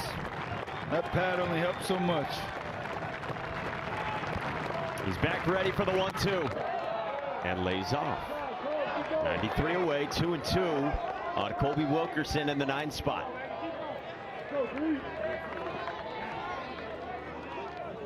Boy, can he extend this inning in some way for Carolina and flip the lineup back to the top. 2-2. Wilkerson strikes out. Derek Smith bends in a breaking ball and keeps this game tied in the 9th. Derek Smith continued to come up big for NC State. Guy you've been seeing his name in the box score for a while now. Doing more of what he's been doing the last few weeks.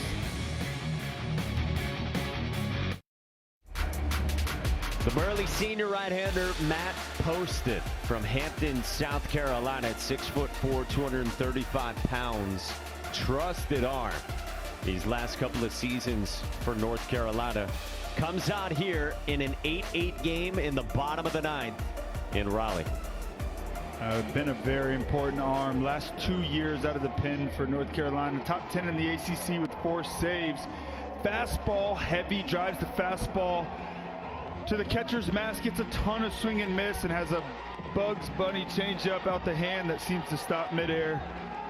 Numbers don't do him justice. He's got great stuff, but he has a tough task here starting off with Jacob Kozart in the bottom of the 9th. The star for NC State, possible first-round pick, Golden Spikes Award midseason watch list honoree, who has already done extreme damage tonight. He has matched a season high with 5 RBIs, 2-run single in the first, 3-run tank in the 6th. First pitch, big swing as Kozar tried to end it. There's that big fastball.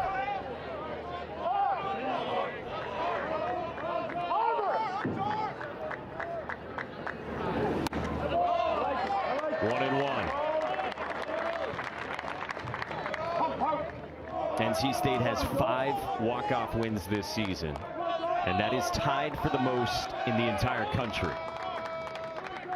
The 1-1. Kozar lifts it foul, and it's 1-2.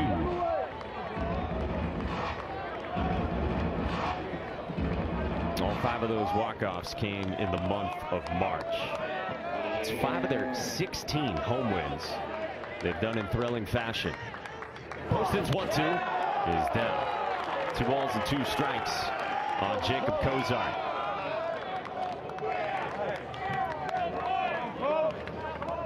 '87 miles per hour right there. Not sure if that's a slider. It's not a pitch he throws a ton. He's mainly fastball changeup.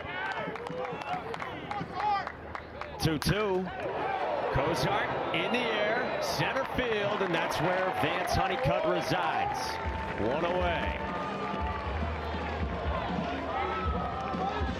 There's the changeup right there. Nice pitch.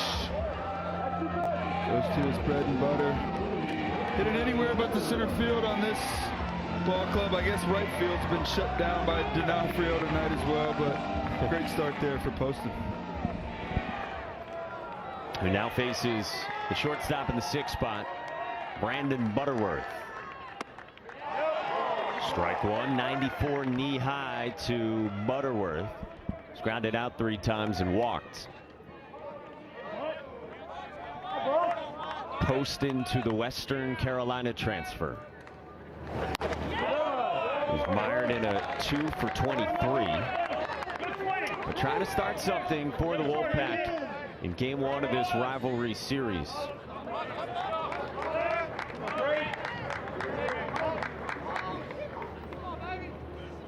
One inside, 2-1.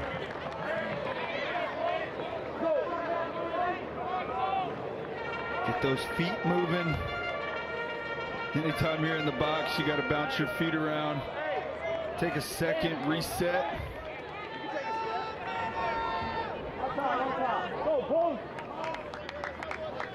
Butterworth does, and the 2-1. Cranked in the air! Left field!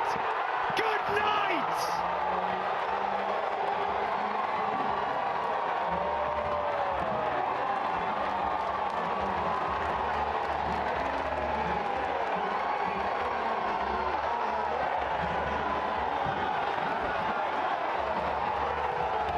They've done it again! A nation-leading 6th walk-off win for the Pack. Wow. Wow. The only NC State player tonight to not have a hit. And my man Butters says, I'm here too, baby. 6th walk-off win for this NC State team.